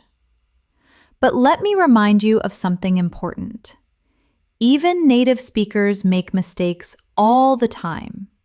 They forget words, repeat themselves, say things like or and yet they keep going. They keep communicating because communication is the real goal, not perfection. So the next time you are about to speak English and that fear appears, pause and remind yourself, I don't need to be perfect. I just need to connect. Repeat that softly with me now. I don't need to be perfect. I just need to connect. That sentence alone can free you from hesitation. Now, let's imagine a real-life moment. You are talking to someone and suddenly you forget a word. Instead of freezing, just use one of these natural filler phrases to keep going. You can say, "What is the word? Let me think. How do I say this?" Or, "It is kind of like..." For example, I went to, what is the word? A bakery. Or, it is kind of like a park but smaller. These phrases keep the conversation alive and show confidence even when you pause. Let's repeat them softly together. What is the word? Let me think. How do I say this? It is kind of like... That is fluency. Not speed, but smoothness. Now, let's talk about another important point: thinking in English. Many learners try to translate from their first language, but that slows everything down.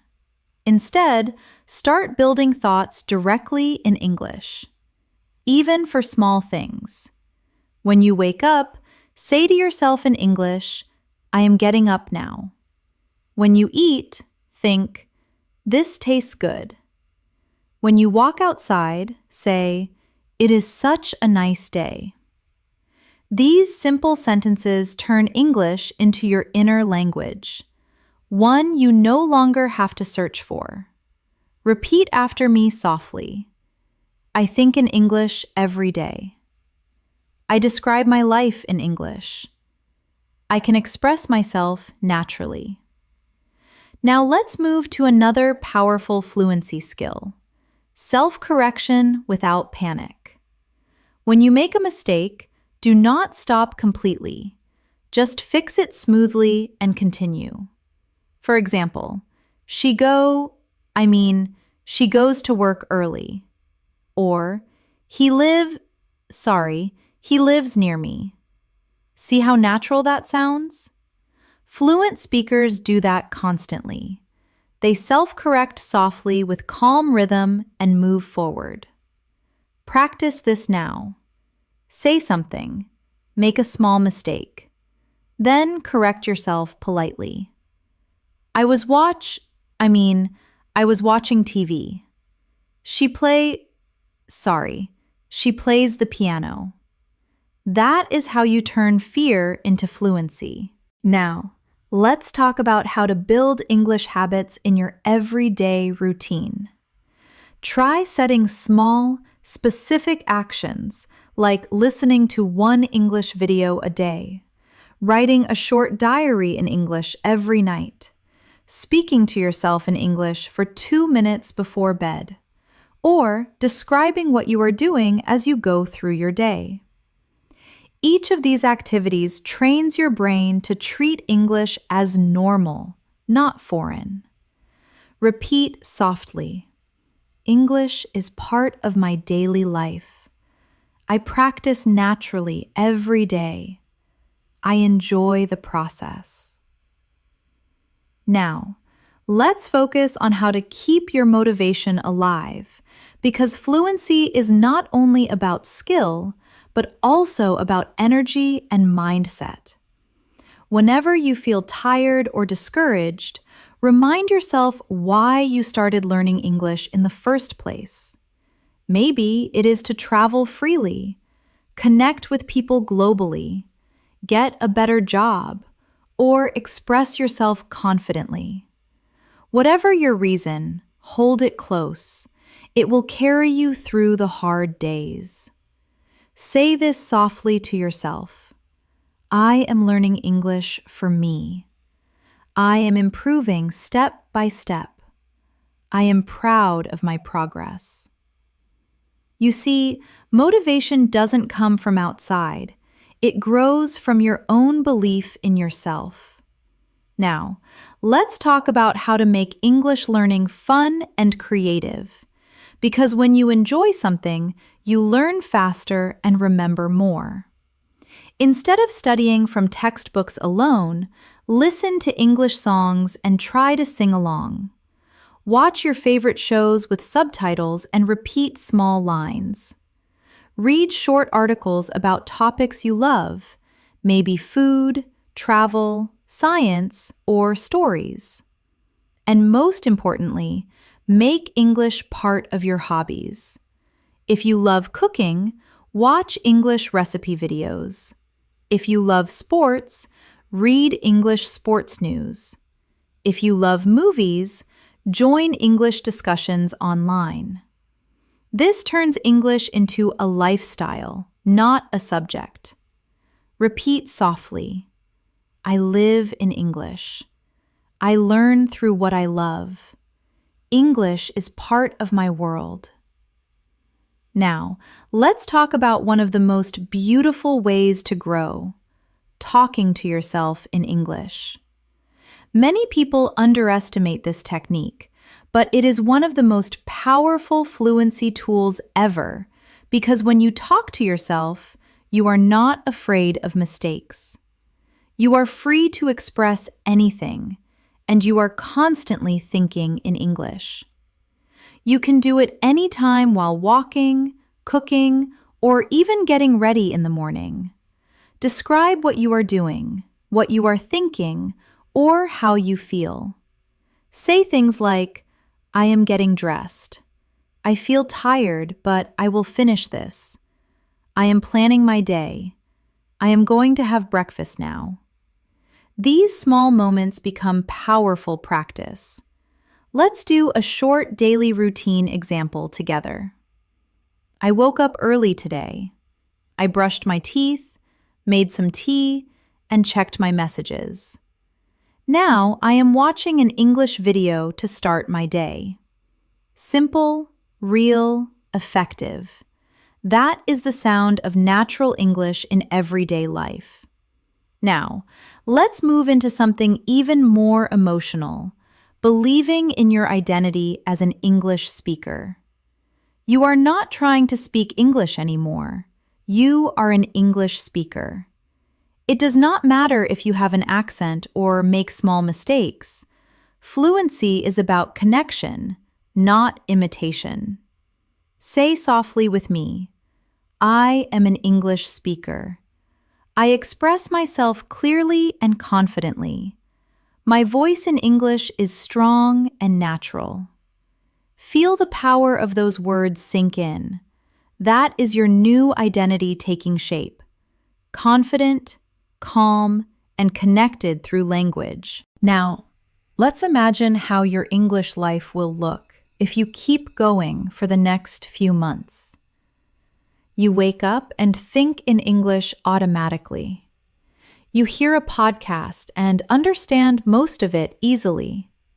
You join a conversation and reply naturally without translating. You start to enjoy speaking, not because it is perfect, but because it is you. That is where all these phrases are leading you, to a place of natural comfort with the language. And remember, every small action you take brings that future closer. Every phrase you repeat, every sentence you speak, every mistake you make, it is all part of your growth. So no matter where you are right now, beginner, intermediate, or advanced, never compare yourself to others. Your journey is yours alone. You are not late. You are not behind. You are learning at your own rhythm, and that rhythm is perfect for you. Repeat softly. I am exactly where I need to be. I am improving every day. Fluency is already within me. Now, take a moment to breathe deeply. Feel proud of how far you have come in this lesson. You have practiced phrases, connected ideas, learned natural tone, and built emotional connection with the language. That is what real fluency looks like. Quiet confidence, gentle persistence, and a heart that never stops learning. So, keep walking on this path with trust and joy. Every single phrase you have learned in this masterclass is a building block, a piece of your new English voice. You are not just learning to speak, you are learning to express your soul in another language. You have reached the final part of this advanced English fluency masterclass. Take a slow breath and let yourself feel proud for staying with me through this journey. You have not only listened to hundreds of real daily phrases, but you have also practiced the rhythm, tone, and mindset of natural English speaking. Now, let's finish together by bringing everything we have learned into real-life application.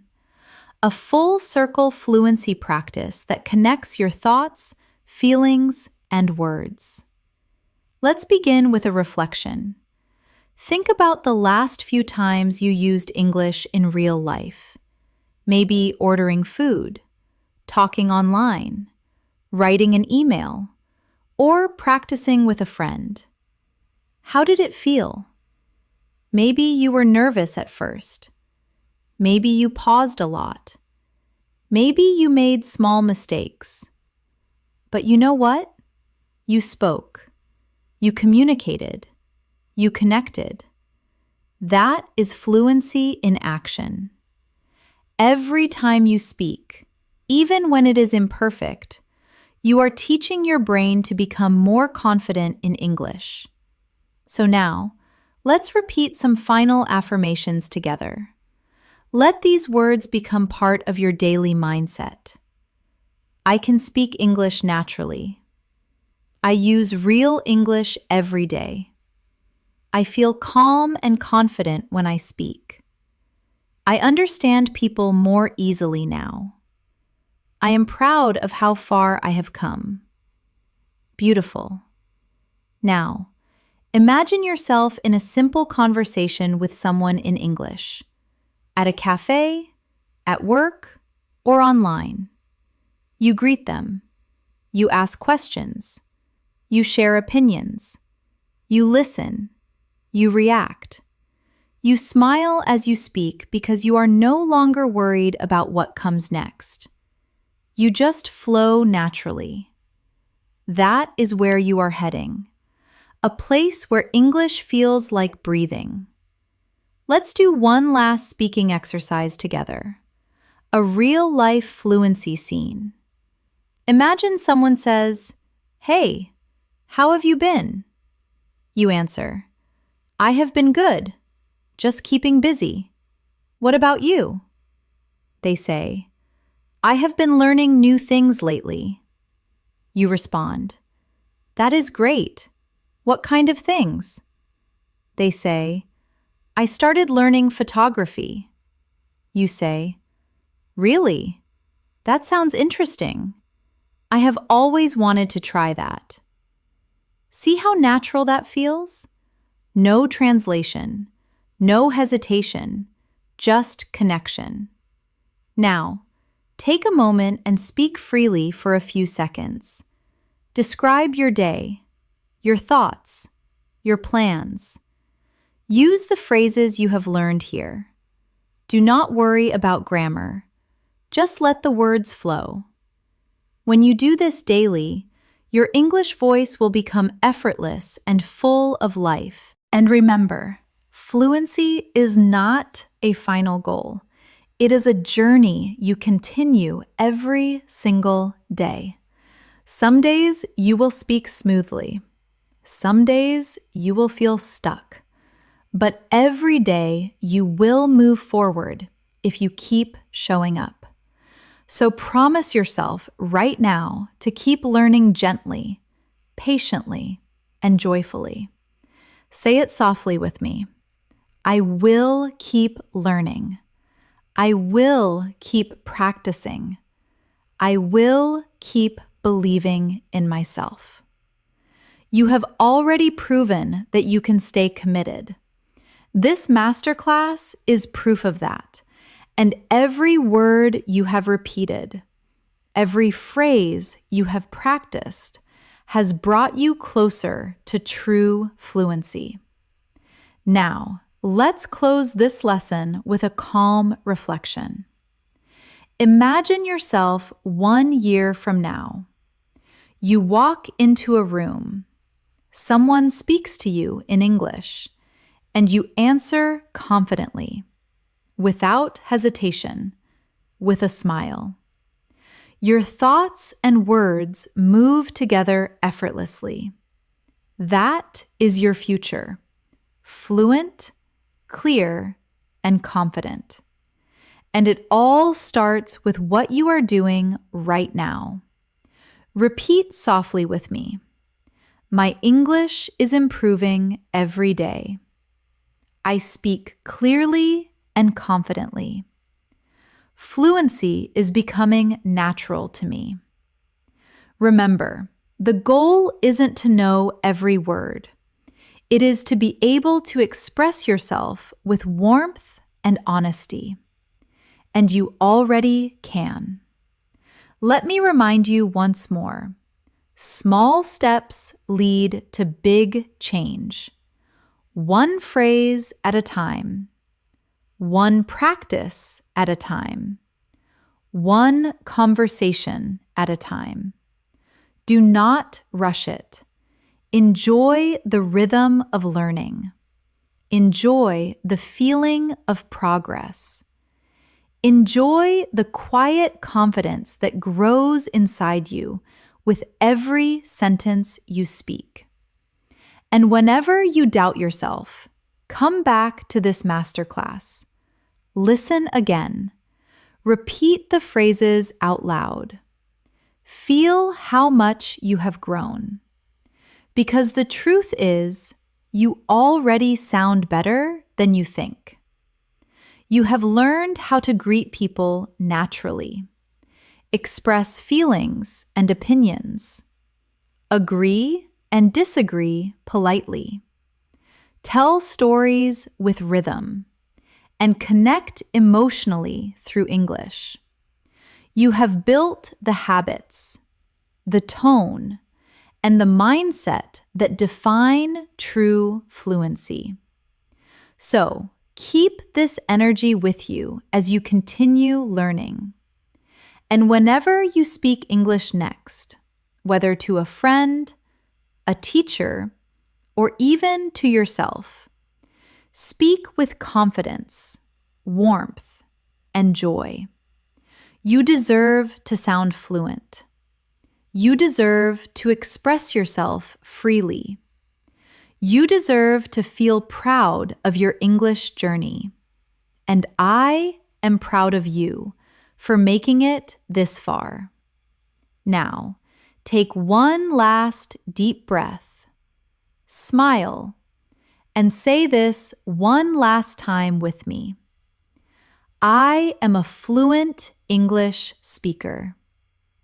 Congratulations! You have completed your Advanced English Fluency Masterclass. Keep practicing, keep believing, and keep shining through your words. Because English is not just a language anymore. It is part of who you are. Thank you so much for learning with me today. Stay confident, stay curious, and keep speaking from your heart. Until next time, this is Elena, wishing you happiness, peace, and endless fluency. See you soon!